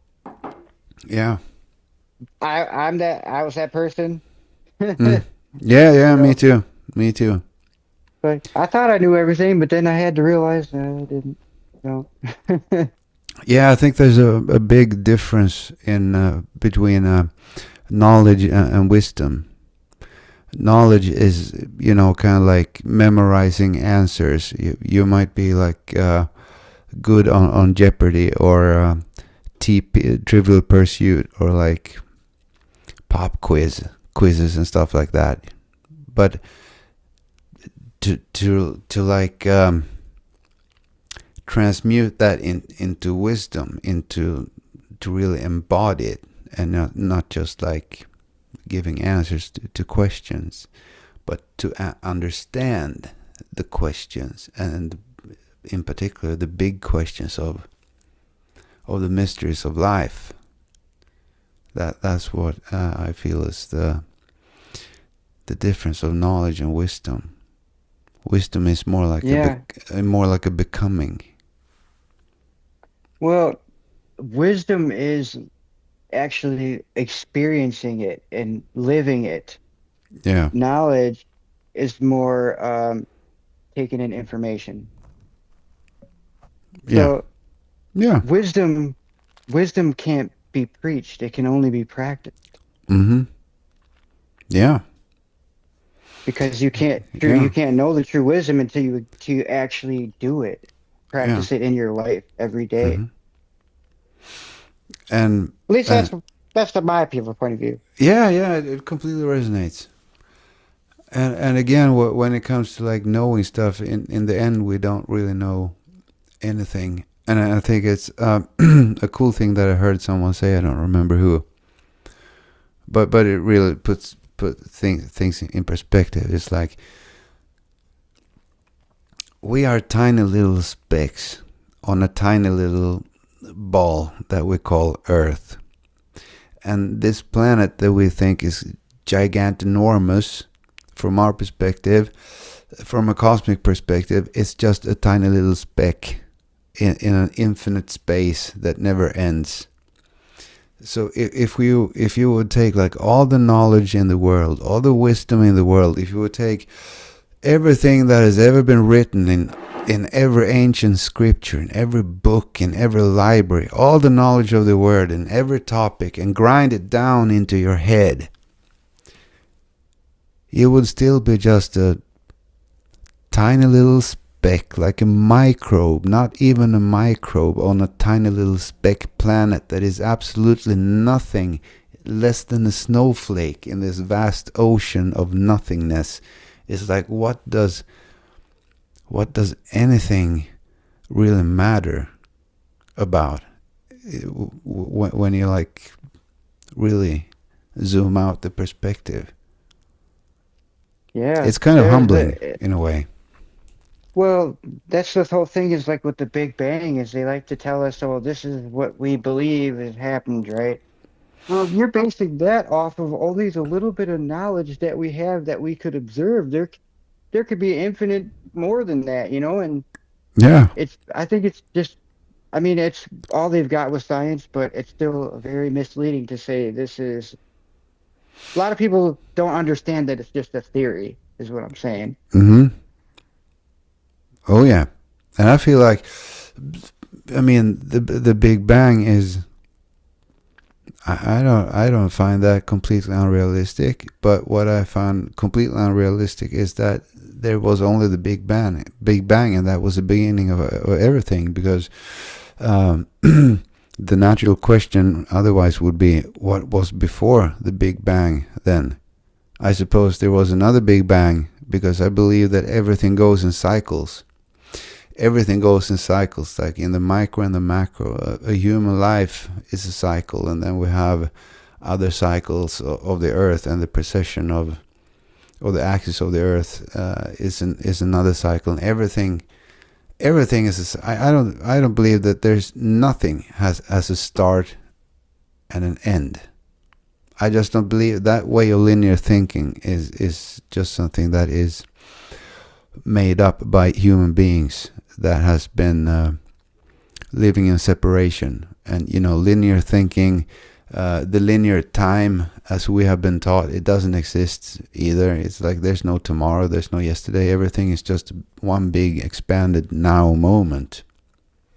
And I believe everything is a cycle. So I can't like swallow that Big Bang thing as that was the beginning of everything, and before that there was nothing, because you can't even imagine that something like nothing can exist without being something, right? By definition, no thing does not exist. Exactly. Something always has to exist. You can't even imagine nothing. Not even like if you erase all the physical matter and look at yourself as just pure consciousness.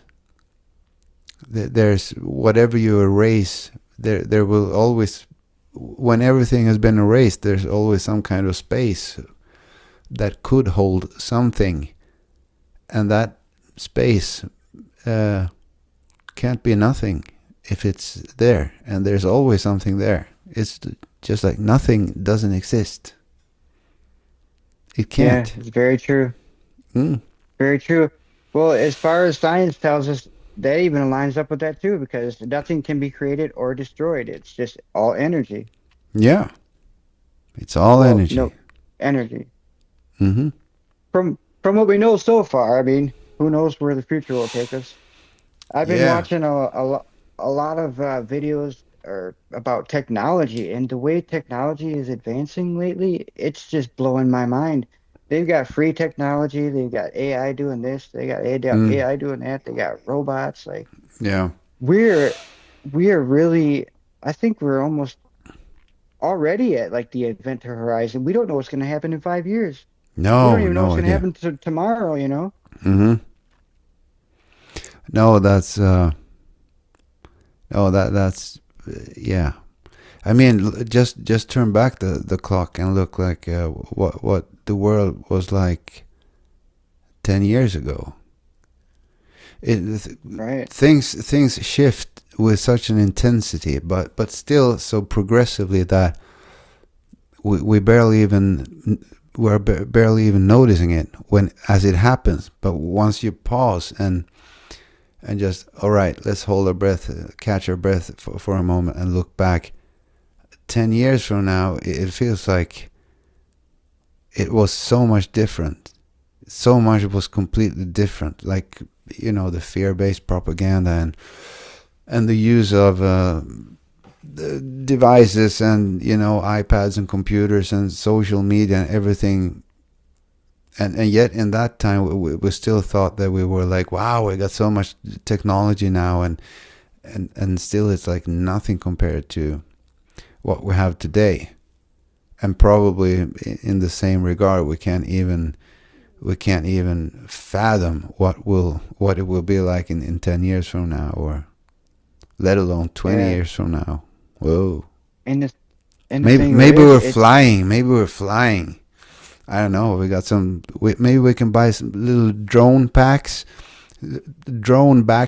and we can just, I don't know. I wouldn't doubt it. Scientists have done studies where they can actually have two people in the same dream and communicate through their dreams. Yeah. So that's like there are crazy lots. stuff like that, you know? Yeah, and I also know that they did some kind of experiment with electrodes connected to the head with some kind of weird helmet, and it was this guy that managed to have a helicopter take off using his mind control only by using that's thought. amazing. Like, I'm going up now, and the chopper would be like that. That's kind of freaky. And that's basically what they say, that how the UFOs. I watch a lot of the spirit UFO community stuff. That's what they say, is the aliens, they don't fly with steering wheels and levers, you know. They think it into existence and then they're gone, you know.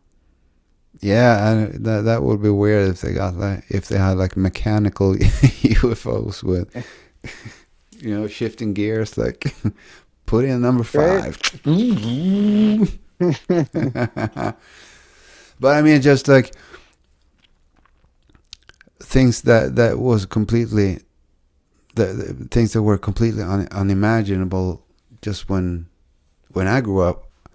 If someone would have told me when I grew up, when I was like into like all those, I was a fan of like RoboCop and movies like that. I thought, Me, yeah, it was super cool. Like, yeah, go Robo. If someone would have told me back then that in just a couple of decades, people will have robot vacuum cleaners and robot lawnmowers, I wouldn't have believed them. I was like, no, that's only in the movies they can do stuff like that. And yeah, now it's like a part of reality. Like everyone here in Sweden, most of them got like robotic lawnmowers, like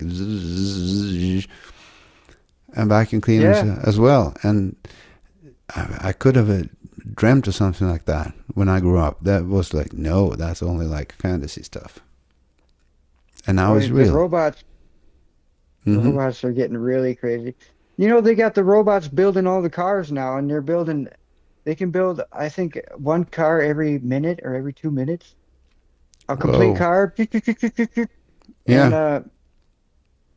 yeah, the robots are just something I never would have dreamed of. It's like that movie Back to the Future, like you can Yeah. have flying cars and all that stuff. I came from the day when my phone was stuck to the wall. Mm. Yeah. Yeah. Yeah. Yeah. I remember those. Yeah. And also like now they have. I think it was in. I don't remember where it was. If it's in Texas, maybe they opened the first fully automized McDonald's. No Yep, they have people. one in China too. They do. Yeah, of course. Yeah. That's kind of weird. And I, you know what's I scary? yeah, I think it's a little scary. I think it's scary. That's scary, but you know what's even more scary is they're talking about AI running our healthcare, all of our healthcare. It's going to be doctors. There's not going to be doctors performing surgeries anymore. If you look at Mm. what Elon Musk is doing with Neurotech or Yeah. Neuralink, Mm-hmm.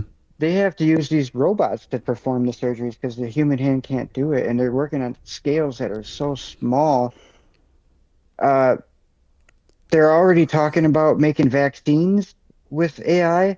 They have AI machines that you can breathe Mm. into the machine. It can tell you if you're sick, if you have any cancer, if there's anything wrong with you at all. They already have this. They Oh, have that's freaky. And I think that's freaking. I think it's freaking. I think it's weird.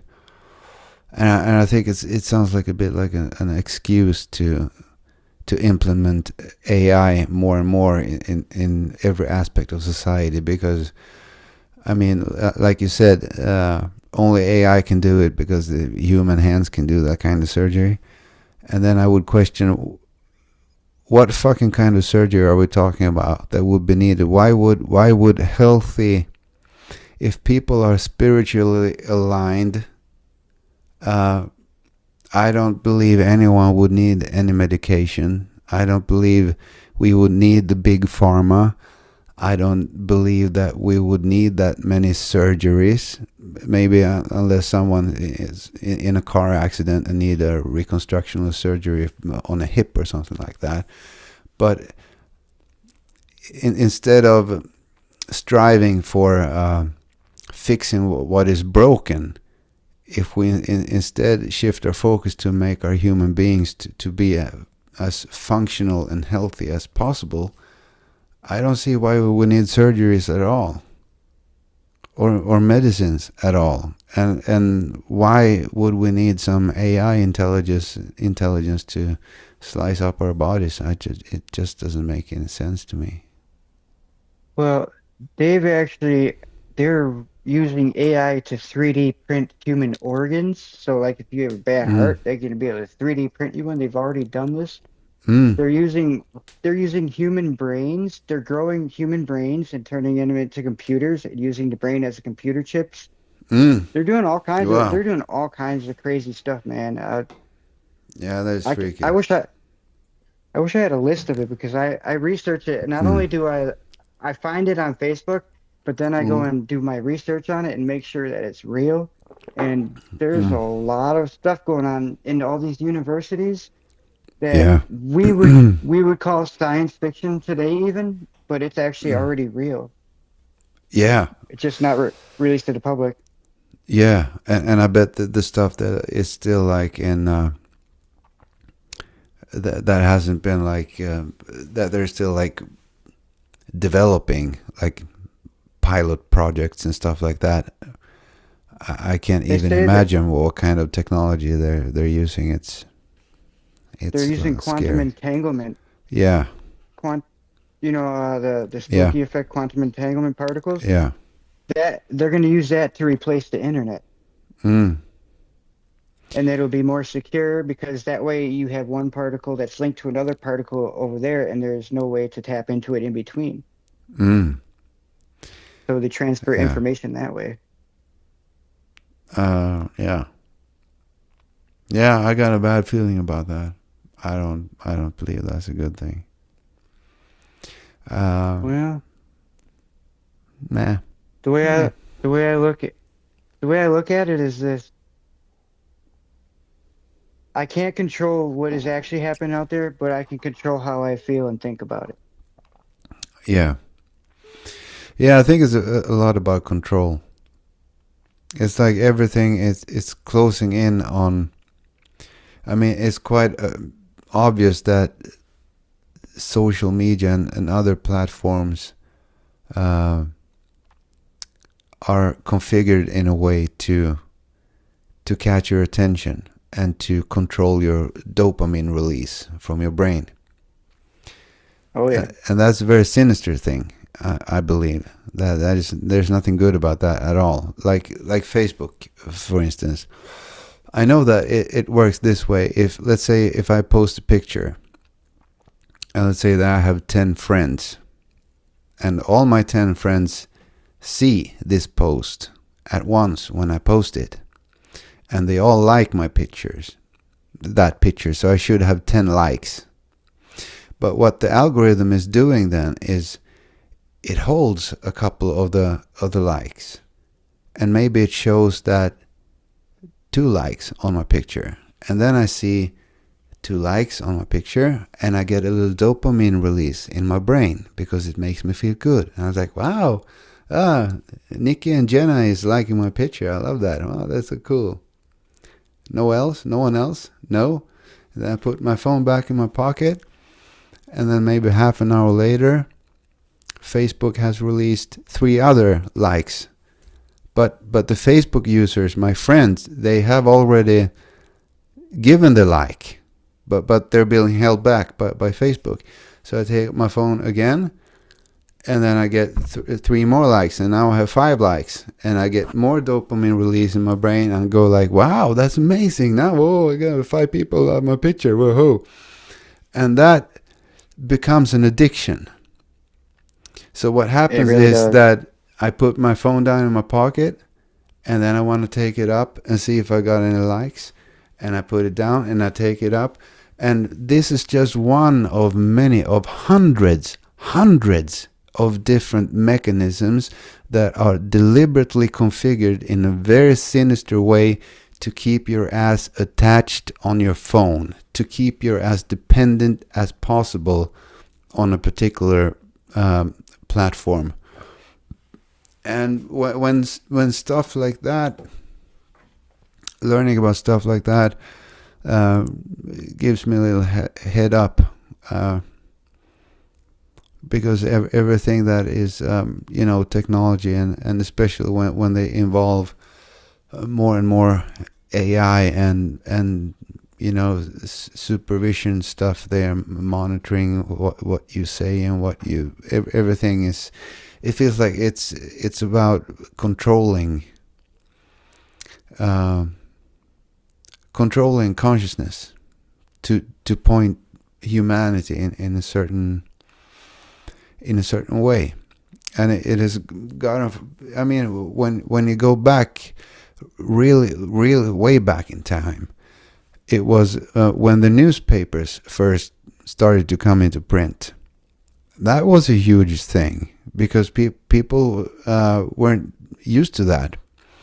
So that was kind of like the social media of the time, and there were actually many people that didn't see that as a good thing. They thought like, what are we going to do with all this? Well, why do we want to see what is going on here and there, and what's going to happen? People will go insane because they will know too much. It's better to have people ignorant and whatever.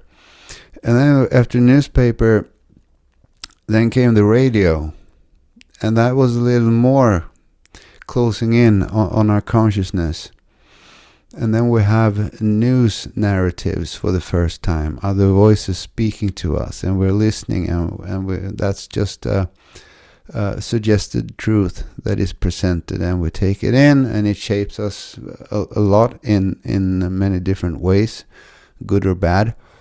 And then after that came the television, and after the television came the computer, and after the computer came the smartphone, and now we're talking about like Elon Musk implanting chips in our heads, and the transhumanism stuff. And I just feel that's a road straight to hell in my world. It's like straying completely off from anything that is sacred or divine and genuine and real and organic and breathing.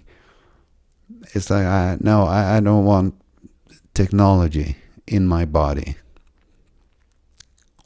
My body is a technology in a different aspect, but in an organic, divine aspect, and I don't want to mix with that. I definitely agree, but we also live in a world where we're exposed to technology through radio waves and microwaves and 5G, whatever. Mm-hmm. So it's like, how do you beat it? That's my question,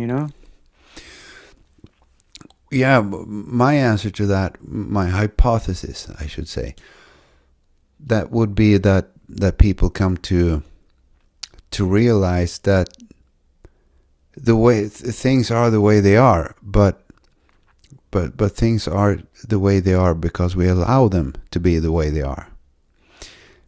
As long as most people live in separation and just accept what is being presented and the options that are being laid down by our knees, then we will follow this system and be like, I don't know, like some kind of slaves to a world that only encourage the purpose of humanity today is kind of like production and consumption.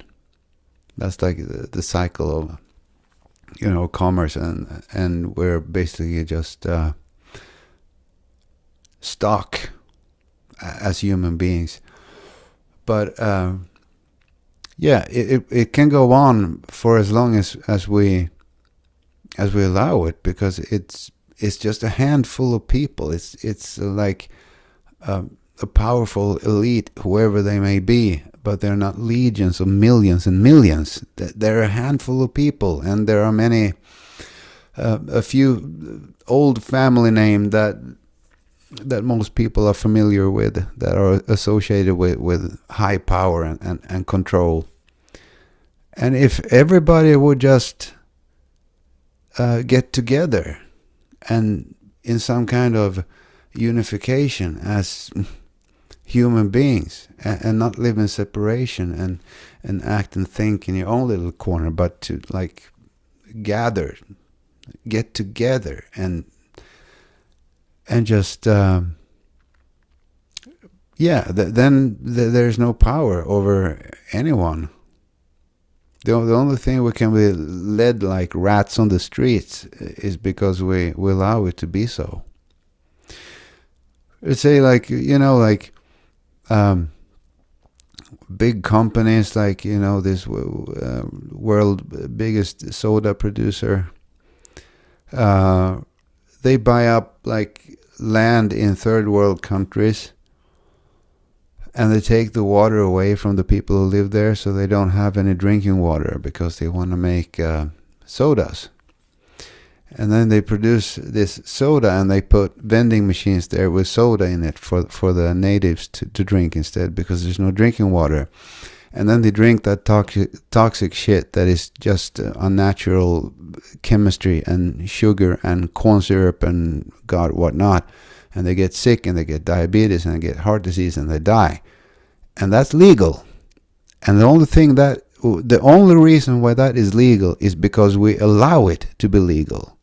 If everybody would raise their consciousness, their level of consciousness, and get together and just collectively decide, we're not going to buy that shit anymore. No one is ever again going to buy that red little familiar juicy sugary beverage anymore. What will they do now? They would disappear, because the only reason why they are like a multi-trillion business is because we are stupid enough to get ourselves addicted to their product. But it's not like a dictatorship that runs the world by force and threats of violence. It's an option. But people need to be educated about what is healthy and what is not healthy, and the things that goes on behind the scenes, and collectively unify and act together as a big mass of people instead on individual levels. And I think that goes for everything. It's the same thing with technology. Like we said earlier, everything is about behaviors and habits. And it's very easy there are many people that are by habit addicted to social media, that can't, no matter if they feel they should, just put their phone down for 2 days or 3 days and just go out in the forest and have a walk in the woods, because they have to. They have developed an addiction. And again, that exists only because we allow it. But it takes that people would have to be brought together and decide together as a collective. If everybody would just agree to, we're not going to use Facebook anymore because we don't like the way the algorithm works, or the way this meta thing works. Facebook would go out. They would go out of business. Or maybe just change the rules behind the algorithm to where it's actual what it's the people want instead of what people are getting. Yeah. Because I think it could be a great tool to connect people. That's one of the greatest ways to come together and meet people. Because I know this from my experience. Because in my life, I had maybe 10 friends. Yeah. And now I'm talking with someone from Sweden. Mm. Yeah, that's amazing. I mean? It's a great way to connect. But like you said, the algorithms aren't very. They're designed to keep you. They're designed to give you what you want. And if you keep getting too much of what you want, it's addictive. Yeah. And they slip their little war videos in there here and there too. It's like, because if there's something big events going on, the algorithm's gonna say everybody wants to see it, and then it's gonna give you the shit just like a TV would. And it's just like one other kind of, in my opinion, sinister things that I know the one that wrote the code for this, he quit working for Facebook, and he now regrets that he invented this in the first place. And that is the infinite scroll. Because on any social media now, it's infinite scroll. There's no end. You can scroll, you can scroll, you can scroll, you can scroll, you can scroll, and there's no stop, right? But it used to be I don't remember when this was introduced, but I do remember the time when you scroll down and then you ended up on the bottom of page 1, and if there was more content, you had to use the mouse and click on page 2, and then it started on page 2, and you can scroll and you can scroll and you can scroll, and then it stops, and then you could go to page 3. And here's the thing about that.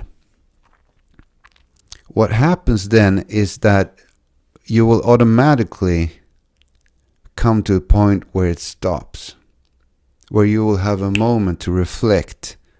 Okay, I'm on page 4 now.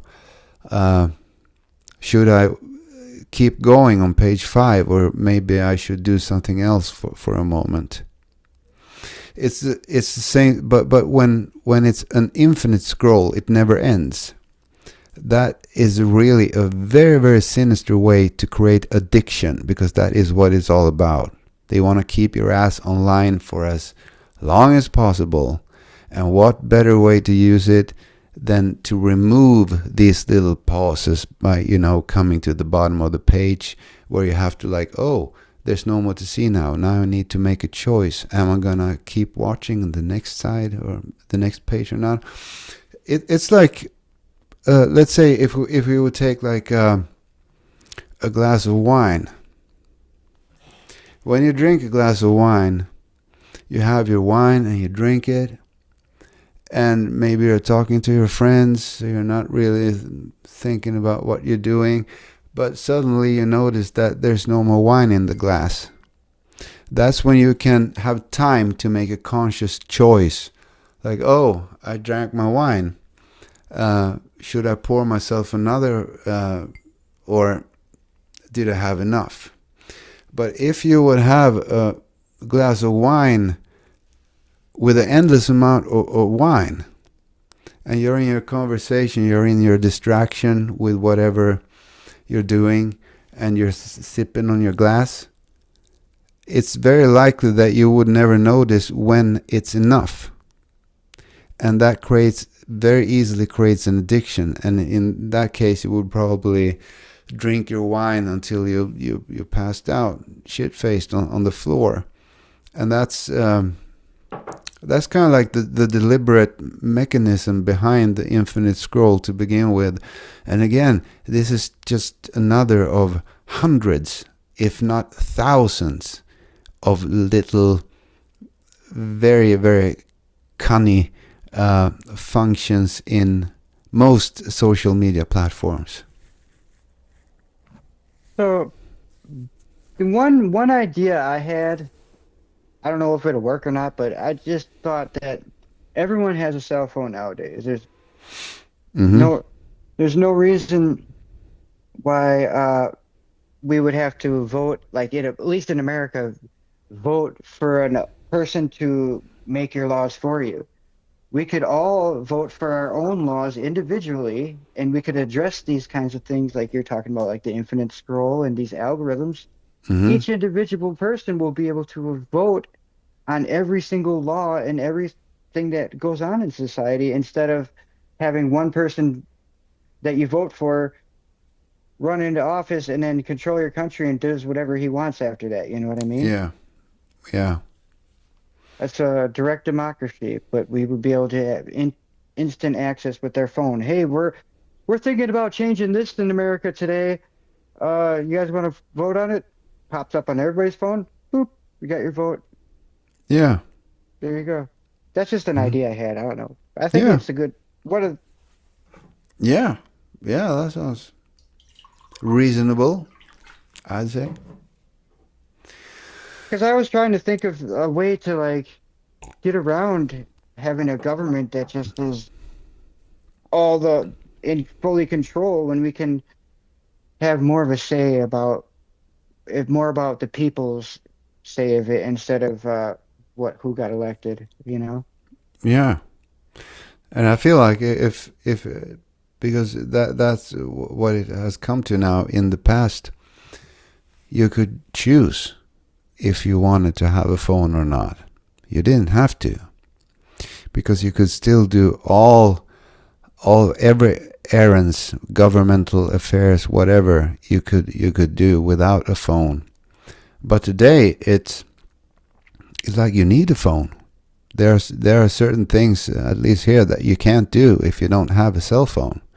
So if it's like a mandatory that everyone needs to have a cell phone, because that is something that our societies has agreed upon and decided, in that case, I believe it would be fair that they would issue free cell phones to every citizen within the society.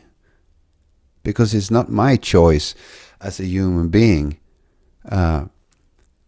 Maybe I don't need a phone. Maybe I don't want a phone. But I'm forced to have a phone to be able to be a part of society. In that case, the obligation should be on the society's hands to issue free phones for everybody. Well, pretty soon there's not going to be phones. It's all going to be glasses. And Yeah. have you seen the Google glasses yet? Yeah, I'm not in person, but I've seen them on videos. Yeah, they record everything that you do, and then they can pull up your screen right on in your glasses. So then it's never away from you. That cup never goes away. It's always on your face. But Yeah. it Yeah, I can think do it's- some amazing things to help you, though, I guess. But Yeah, that's but what I people are think going to end up doing. yeah, but I think the price tag for those amazing things are very high. I think it's completely unnatural. I mean, there's not a lot of people know that in our modern societies there's so much that we already have been that we can't do, that we should be able to do as human beings, that we can't do simply because we live in a very environment that is not our natural habitat as beings. For instance, if you would ask any indigenous culture, people that still lives in the jungles or the forest or in nature, you can ask basically anywhere in the world. It's not just in Australia or in the Amazon. It doesn't matter. It's the same everywhere. If you ask them to close their eyes and stand on one leg, they can do that until they drop dead from starvation. If you would ask anyone living in a modern society to do that, they will probably lose their balance within 4 or 5 seconds and fall to the floor.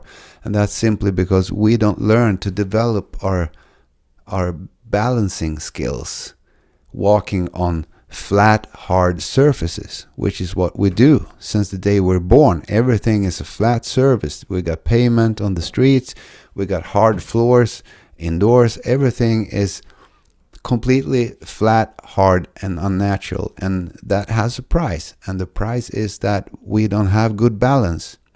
We don't have the balance we should have as human beings.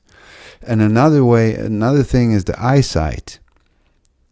There in indigenous cultures, there are very few people that are in need of glasses, and that's again, we have a world that is configured with straight lines everywhere. Everything is straight lines. The perspectives are just, it's not like sitting on top of a mountain and watching a sunset over the ocean, or the different depths of trees and branches when you look through a forest or a jungle. That stuff does things to our eyes. So basically all of our senses has been completely dulled and malfunctioning big time without us even knowing it. And I don't see how that would improve other than just making everything a fuckload worse, putting a helmet on your head and walking with some digital goggles. I mean, it's probably super cool that you can play World of Warcraft while sitting in the subway or whatever, watch your Facebook feed. But I do believe the price I think we're still human beings.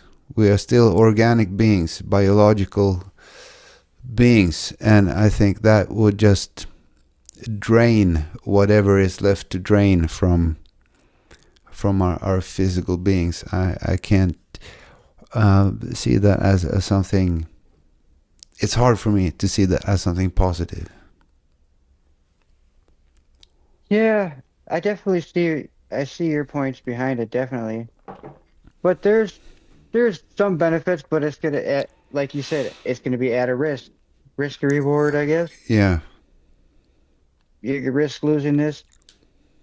There's definitely, we're in the birthing stages of technology. It's definitely got to be something different than what we've got. yeah, yeah. I agree. Yeah, it's all gone so fast. I mean, Too fast. really fast, and it feels like it's yeah, it feels like it's kind of like squared. It's just logarithmic.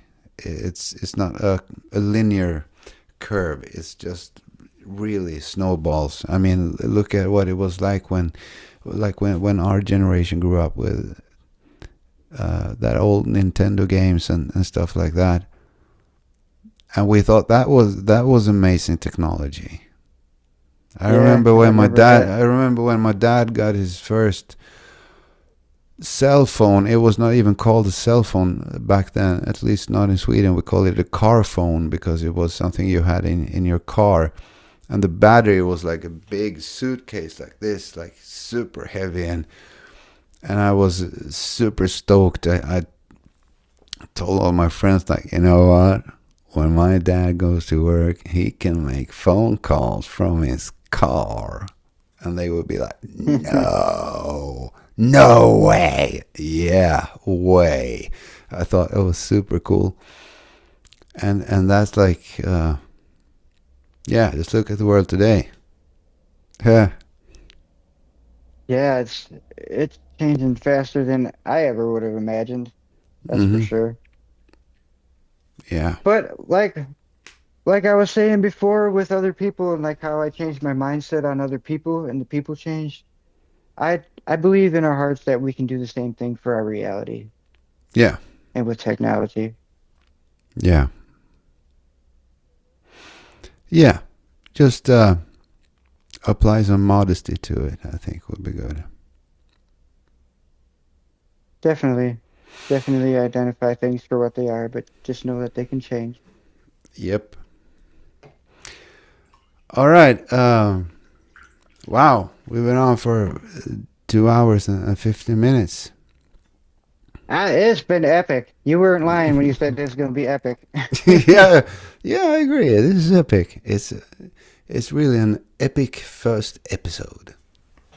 Yeah, I think we got a lot of good topics, a lot of good Yeah. insight. Mm-hmm. Yeah, it was. I think we flowed pretty good too together. Yeah, yeah. It was a real nice flow.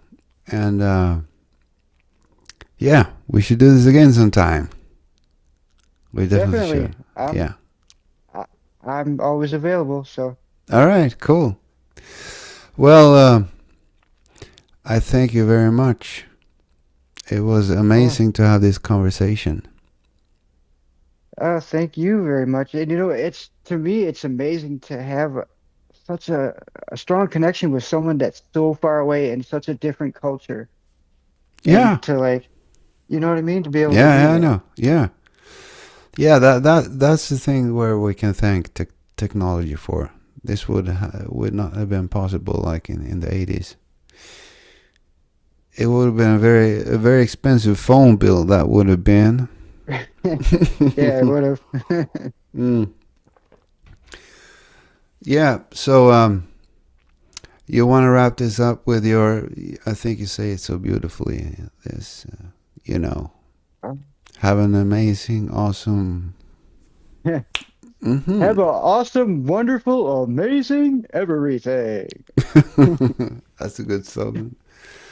All right. I like Thanks, it brother. because it doesn't limit you to not having amazing something. It's amazing everything. It's amazing everything. It is. All right, brother. Take care. Have a great day. You It was a too. great time. All right. Bye. Bye.